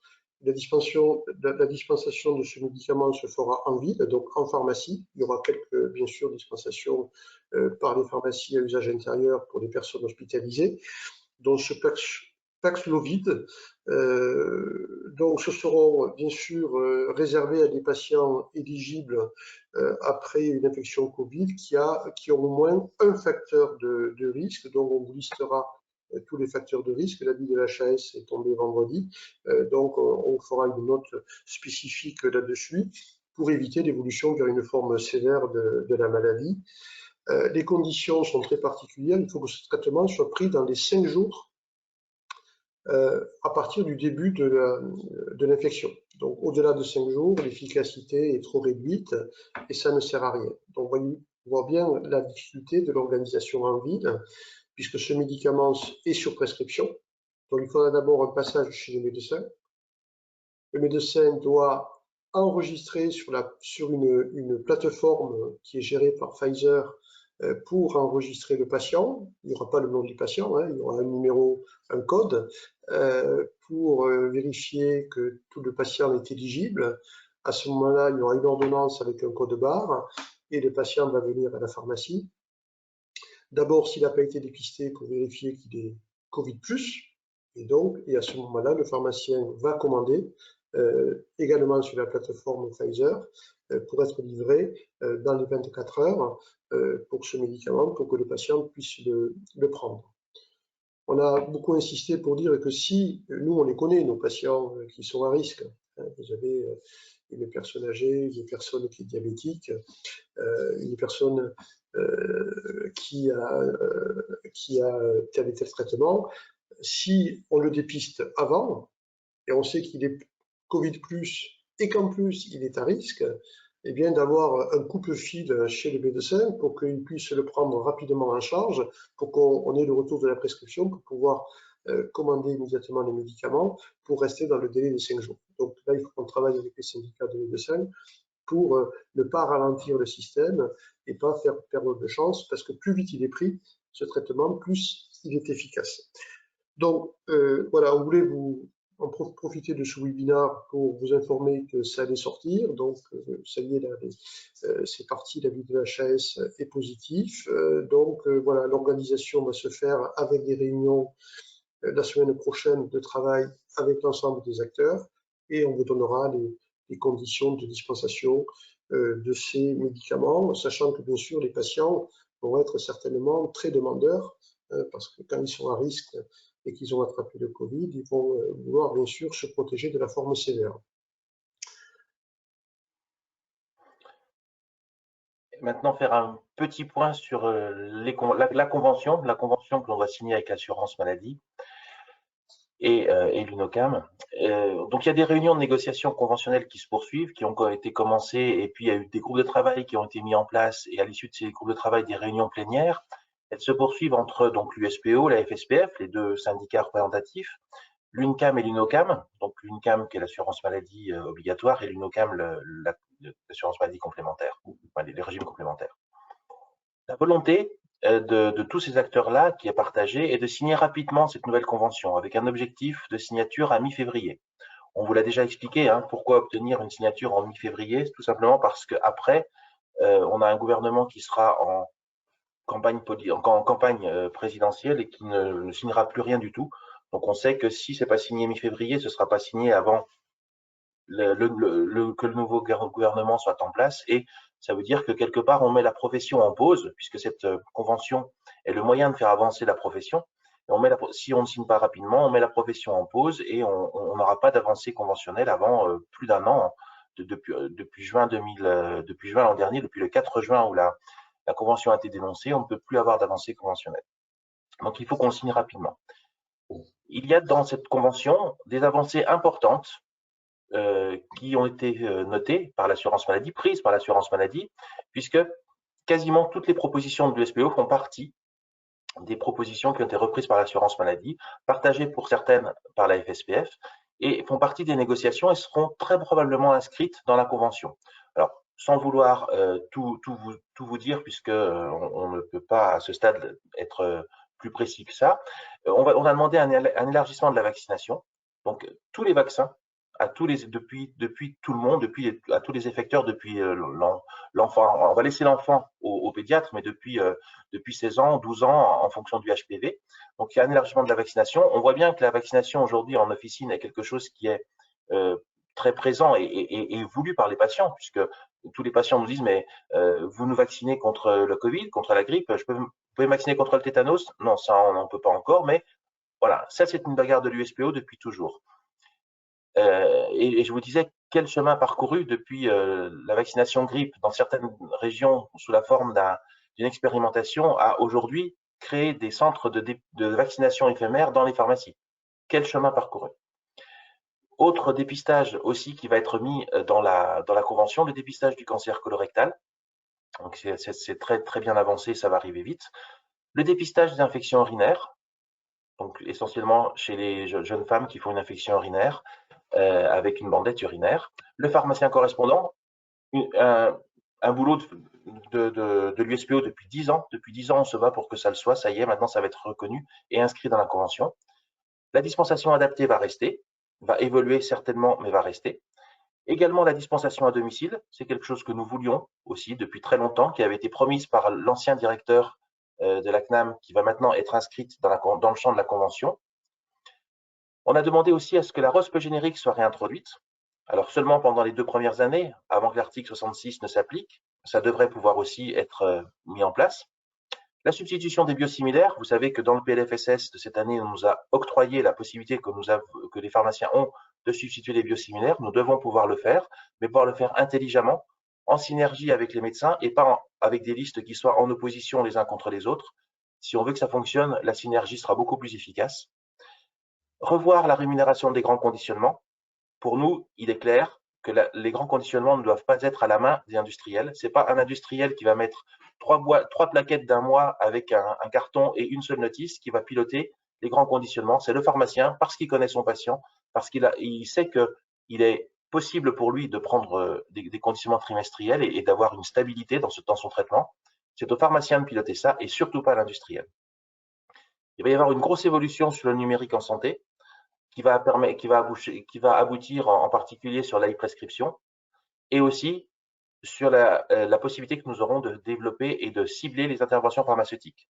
Ce numérique en santé va pouvoir mettre en lumière toutes les interventions que l'on fait et chaque fois que l'on fait ça, changer la posologie parce qu'on s'est trompé, rajouter un traitement ou au contraire parce qu'il en a oublié un, etc. Et également aussi tout un item qui va concerner le bon usage des médicaments et la démarche qualité. Vous voyez que cette convention est une convention qui va être importante et qui va cibler l'évolution métier. Et continuer ce que nous avons commencé à l'USPO, c'est-à-dire quitter le camp du commerce pour aller dans le camp du professionnel de santé. Tous les items qui sont pris vont renforcer le côté professionnel de santé du pharmacien. Cette convention, elle va sûrement pas se faire en une seule étape. On ne pourra pas avoir une convention qui va être totalement rédigée en une seule étape. Et d'ailleurs, la convention, elle est signée pour 5 ans. Donc, on ne fiche pas les choses pendant 5 ans. La convention, elle fixe un socle. Et après, on évolue sous forme d'avenant pendant les 5 années qui suivent pour continuer de faire évoluer le métier. Il y a encore des choses qui seront prises, qui sont notées en intention, comme les accompagnements des patients diabétiques, les accompagnements des patients qui ont des maladies rares. Tout ça, se sont notés en intention et qui vont venir enrichir la convention, enrichir notre métier au cours des 5 années qui viennent. Donc, elle se fera certainement en plusieurs étapes, avec une signature d'un premier élément qui va être intéressant pour la pharmacie, qui vont définir un socle, et dans un second temps, on va poursuivre les évolutions par voie d'avenant. Il faut savoir qu'à l'USPO, on a toujours essayé toujours d'avoir un ou deux coups d'avance, et maintenant, on est dans l'après-Covid. Comment on va faire de la pharmacie un point important, tant au niveau prévention, dépistage que vaccination, pour tous les patients qui le demandent d'ailleurs. Hein. C'est pas une lubie des pharmaciens, c'est vraiment une volonté des patients de voir la pharmacie reconnue comme ça. On est déjà dans l'après-Covid et voir comment on va pouvoir tirer les éléments de cette crise, faire de tout ce qu'on a fait d'un point de vue lié à la crise sanitaire et à l'état d'urgence, de l'inscrire dans le dur de la convention et de l'inscrire dans le dur de notre métier. Voilà, on vous tiendra au courant des évolutions qui vont arriver bientôt et bien sûr de cette signature de la nouvelle convention. Est-ce qu'il y a des questions, Bénédicte, sur tous ces points-là? Alors, il y a toujours un petit peu un temps de latence, donc le temps Alors, que tout arrive. Mais... Juste un petit point par rapport à l'armée. On me dit que si vous vaccinez, il faut dire aux militaires d'aller se faire enregistrer dans la caserne. Donc, vous pouvez injecter le vaccin et lui fera la procédure pour avoir son pass auprès de la caserne. Il aura simplement l'attestation comme quoi vous l'avez vacciné. Donc voilà, vous pouvez le prendre en charge. Est-ce que la PDA EHPAD sera rémunérée dans le cadre de la convention? Alors, on est toujours limité, la PDA, on est toujours limité, alors toute la PDA d'ailleurs, hein, pas que la PDA EHPAD, on est toujours limité par la publication des bonnes pratiques de la PDA. Et tant qu'on n'a pas ça, l'assurance maladie bloque la prise en charge et bloque l'inscription de la PDA. On l'a demandé, hein. Croyez bien, on l'a demandé à ce qu'elle soit inscrite. Par contre, maintenant, il faut qu'on se rapproche du ministère pour que ces bonnes pratiques sortent. Ça fait 10 ans qu'on attend que les bonnes pratiques de la PDA sortent, 10 ans que l'USPO le demande. Pour l'instant, on n'y est pas arrivé, mais on va y arriver. Hein. Vous savez, le syndicat, c'est un travail de longue haleine et il faut remettre le couvert plusieurs fois, parfois, comme on a fait d'ailleurs pour les assistants, où on a exclu les médicaments au-dessus de 1900 € pour ne pas que ça rentre en compte dans le chiffre d'affaires. On a mis 3 ans pour y arriver. La PDA, c'est plus long, mais on n'a pas renoncé. Que devient la délivrance des antibiotiques à l'unité? Alors, c'est inscrit dans la convention, cette délivrance d'antibiotiques à l'unité. Donc, vous savez qu'aujourd'hui, c'est une option qu'on a, c'est quelque chose qui n'est pas obligatoire. Ça va rester dans la convention comme étant optionnel et on va voir quelle est la rémunération qui est attachée et en fonction de ça, chaque pharmacien se positionnera sur le fait de ne faire ou ne pas faire de dispensation à l'unité, qui est pour nous la mauvaise réponse à une bonne question, hein, comment mieux gérer l'antibiotique et comment faire qu'il n'y ait pas d'antibiorésistance. Et pour nous, ce serait plus intelligent que l'industriel se mette en rapport avec les bonnes pratiques qui sont faites pour son antibiotique, et pas forcément en étant resté bloqué sur l'AMM qui date d'il y a quelques années, et tout simplement se coller aux recommandations. Et si maintenant c'est un comprimé par jour pendant 6 jours et que les boîtes font 8 comprimés, eh bien effectivement, ça pose souci. Il faudrait mieux avoir des boîtes de 6 comprimés pour coller aux recommandations.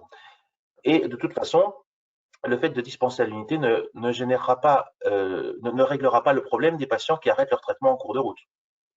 Donc, on voit bien que la dispensation à l'unité, ce n'est pas la bonne réponse.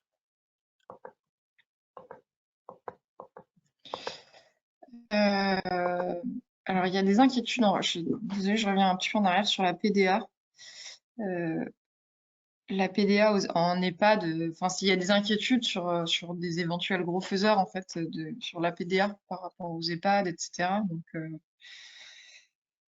quand on avait travaillé sur les bonnes pratiques, on avait limité. Et c'était à l'initiative de l'USPO qui avait été de dire on met un rayon d'action, entre guillemets, un rayon où le pharmacien peut apporter la PDA pour éviter les gros faiseurs et éviter que la France soit partagée en 4 ou en 5. Ça fait partie des choses qu'il faut qu'ils sortent aussi.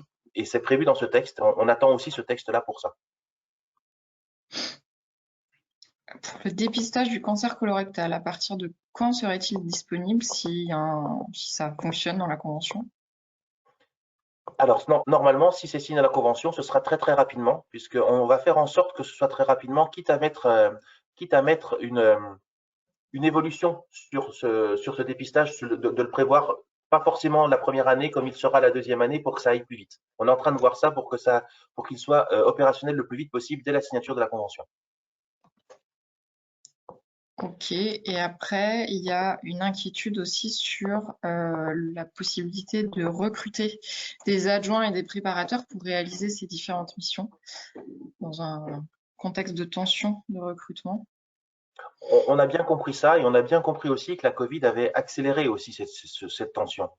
On a proposé, alors c'est encore pas mis en place, mais on a proposé un groupe de travail qui va réfléchir sur comment mieux recruter, comment améliorer le recrutement, optimiser le recrutement, tant qualitativement que quantitativement.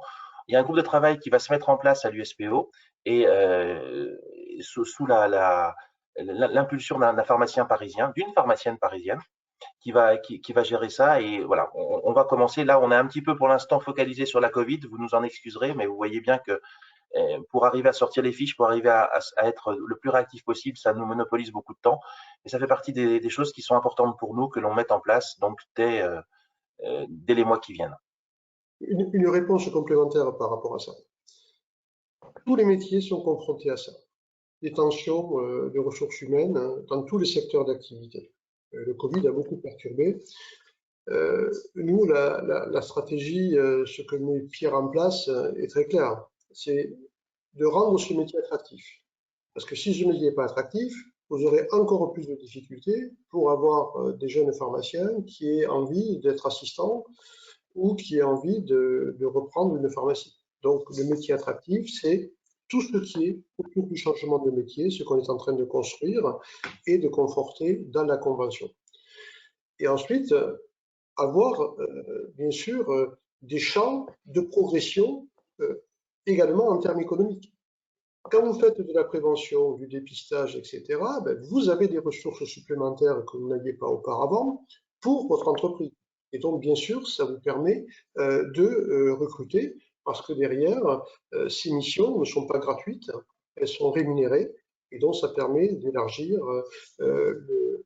en élargissant le champ de compétences des pharmaciens, et bien de pouvoir élargir l'activité économique et d'avoir de la progression sur l'activité. Donc voilà, la stratégie, elle est simple. Bien sûr, il faut que, au niveau de la formation, que ce soit à la fac pour les pharmaciens ou dans les centres de formation des apprentis, que la formation initiale évolue, parce que ces métiers évoluent, et il faut qu'on ait des collaborateurs qui soient intéressés par ce métier et performants quand ils rentrent dans l'entreprise. Donc tout ça est la mise en place d'un cercle vertueux et pas d'un cercle dépressif en disant tout va mal, etc.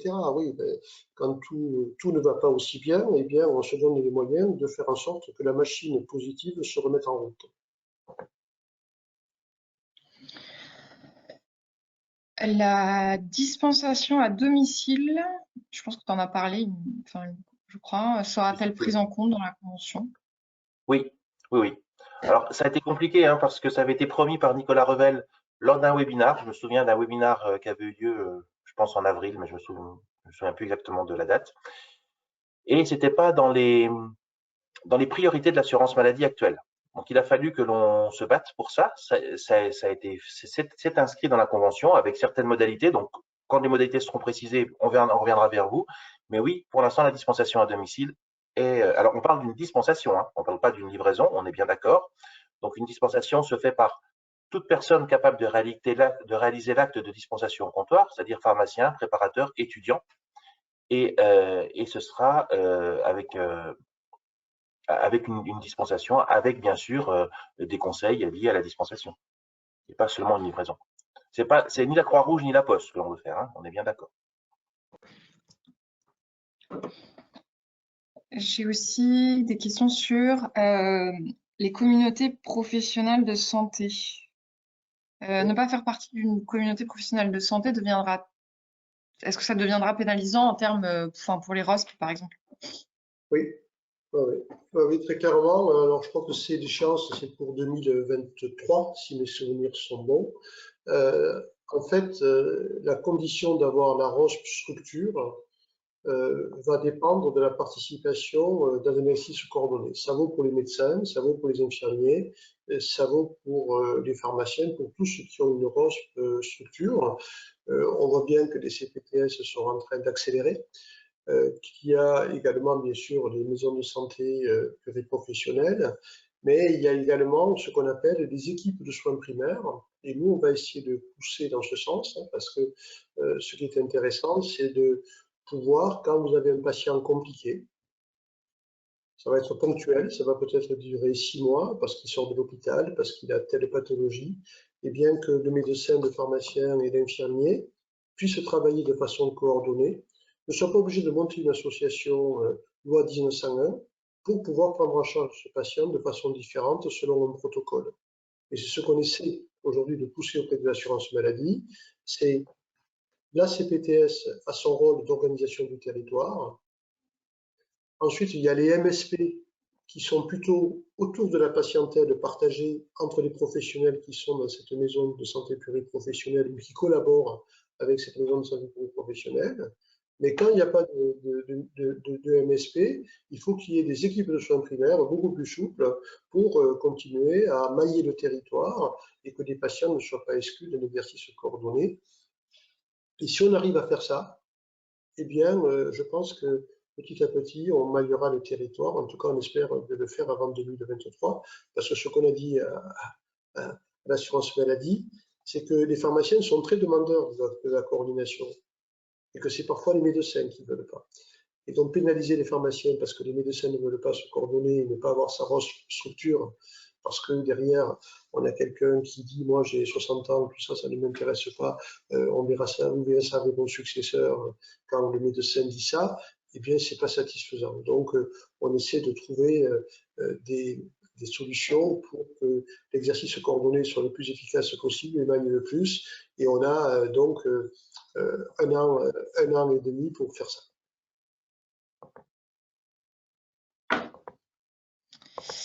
Est-ce que les bornes de téléconsultation seront prises en charge par la CPAM?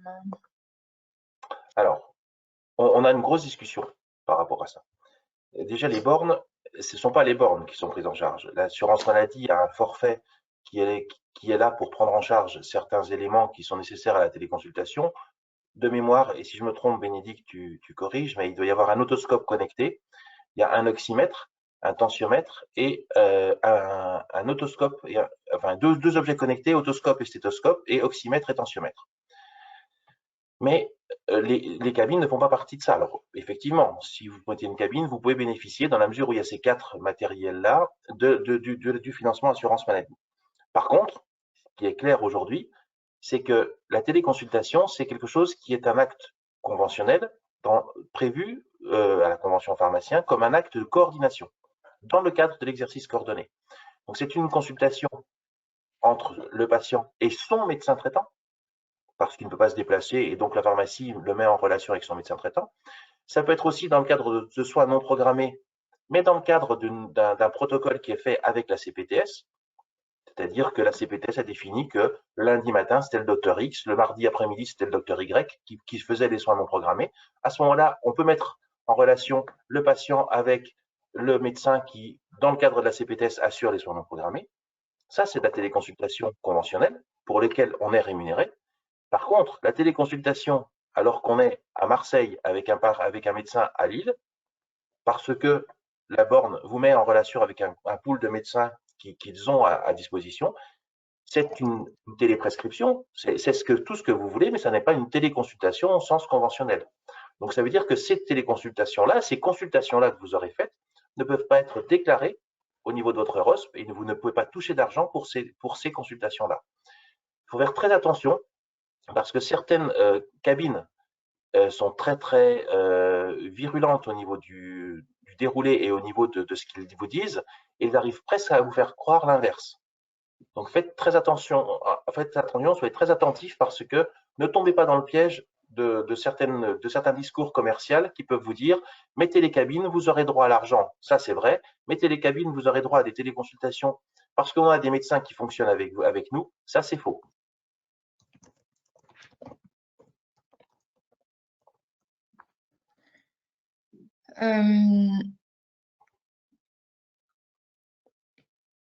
Oui, sur le pharmacien correspondant, pardon.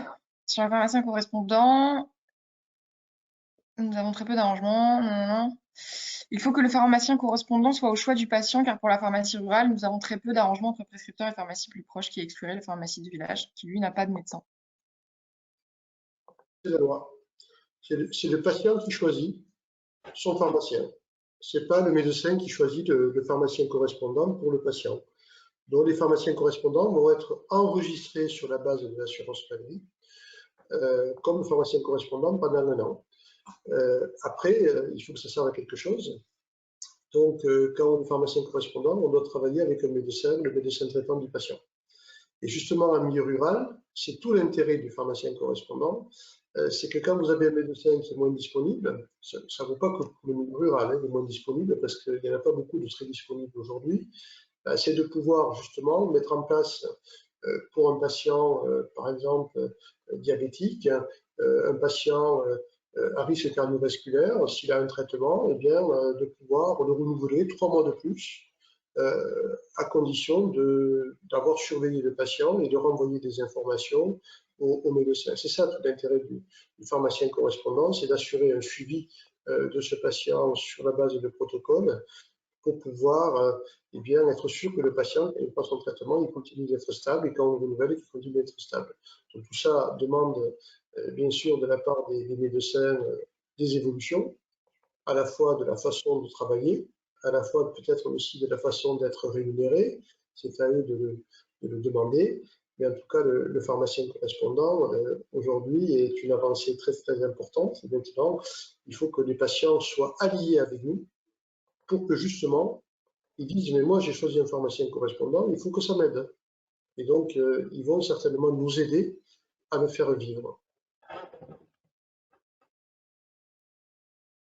Là aussi, c'est 10 ans de travail. USPO, tenace. Est-ce que sur les protocoles, vous pouvez revenir un peu sur les protocoles comment ça va se passer, par exemple, pour les soins non programmés, notamment quand le patient n'a pas de médecin traitant, ou est-ce que ça va être possible? Est-ce que ça va être inscrit dans la convention? Voilà. Alors, le pharmacien correspondant sur les soins non programmés, ce n'est pas le cas, puisque par définition, le pharmacien correspondant, c'est pour le suivi des traitements chroniques. Pour les soins non programmés, c'est les protocoles de premier recours. Bon, l'exemple le plus concret, Pierre en a parlé, c'est l'infection urinaire pour la jeune femme qui vient le samedi. Qu'est-ce qu'on fait? Les soins non programmés, c'est la douleur dentaire, où aujourd'hui on ne peut rien délivrer qui soit efficace pour le patient. C'est l'entorse bénigne ou voilà, de mettre en place une attelle ou éventuellement un strap. Voilà. Donc c'est ce genre de choses qui doivent mieux organiser l'accès pour les patients à des soins non programmés, puisque parfois, si le médecin est disponible, il n'y a pas de problème. Et quand il n'est pas disponible, il y a un problème. Et donc, quelle réponse on apporte quand le médecin n'est pas disponible ou que les urgences sont loin ou débordées?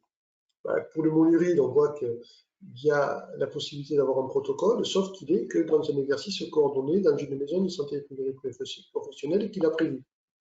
Donc, autant dire que c'est très réservé et pas généralisé. Donc là, on va être autorisé à faire le dépistage de l'infection urinaire avec la bandelette. C'est ce qui est prévu dans la convention, c'est ce qu'a dit Pierre. Et après, il faut qu'on puisse aller jusqu'au bout de la logique, parce que s'il y a une infection urinaire et que les conditions avec les protocoles HAS sont prévus, de toute manière, il y aura prescription de moluride. Alors, est-ce qu'on demande la prescription obligatoire par un médecin à distance, ou est-ce que le pharmacien est autorisé à le faire parce qu'il a respecté le protocole? Voilà, donc ça c'est le coup d'après. Mais là, c'est pas le pharmacien correspondant. Là, c'est le pharmacien premier recours, accès aux urgences.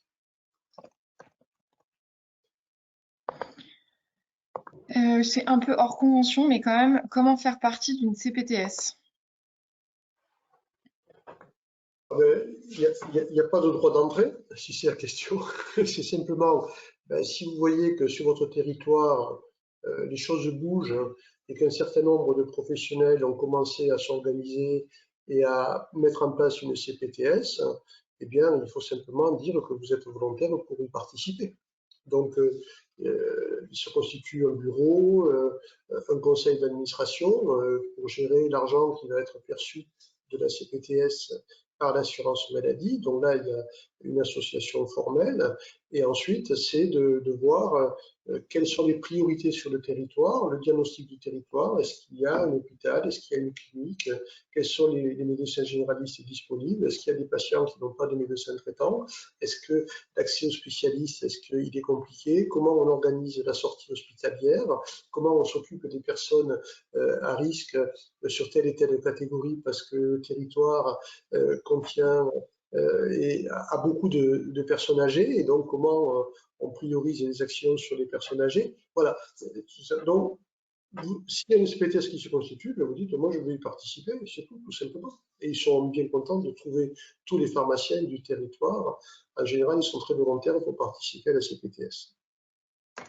Et si vous avez des questions sur comment constituer une CPTS, comment administrativement on fait, on a des gens à l'USPO qui l'ont fait, qui savent le faire, donc vous pouvez vous rapprocher de l'USPO. Et puis il y a aussi des personnes qui sont dites des accélérateurs au niveau des CPAM qui peuvent aussi vous donner un coup de main. Donc voilà, n'hésitez pas à vous rapprocher de l'USPO pour avoir plus de renseignements là-dessus et concrètement comment faire. Est-ce que il va y avoir des modifications dans la convention sur les gardes et la nuit profonde? Alors c'est quelque chose qu'on a demandé. On en avons demandé deux choses pour les gardes. Première chose, la revalorisation de l'astreinte, donc des 190 € pour la nuit ou pour la journée. Ça, on l'a demandé, ça va être un petit peu compliqué parce qu'on sent que la CNAM est un petit peu réticente là-dessus, mais on continuera de demander. Et on a demandé aussi à ce qu'il y ait à ce que les honoraires de garde que l'on met donc sur les ordonnances à chaque dispensation soient revalorisés et créer aussi un honoraire de nuit profond. Ça fait partie des choses qui sont en discussion.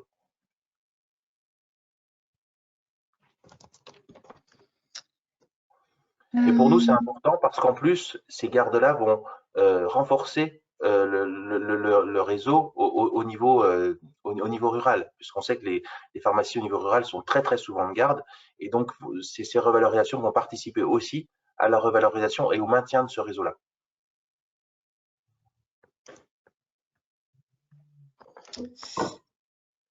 Sur la convention, je crois que on a fait le tour. Ouais, pour l'instant en tout cas, oui. Écoutez, merci beaucoup. Vous avez vu, hein, avec la nouvelle année, on tient les délais, hein. On est dans les temps, même pour aller à l'apéro. Donc écoutez, merci beaucoup. Et puis on vous dit rendez-vous dans un mois, a priori, s'il n'y a pas de grosses nouvelles avant, on fera un webinaire entre les deux. Merci Bénédicte de nous avoir donné ce temps, et merci Sylvie qui va maintenant tout découper et vous mettre de façon à ce que vous ayez sujet par sujet le webinaire en tranches. Merci Gilles, à bientôt. Au revoir à tous, à Merci à vous. bientôt. Au revoir.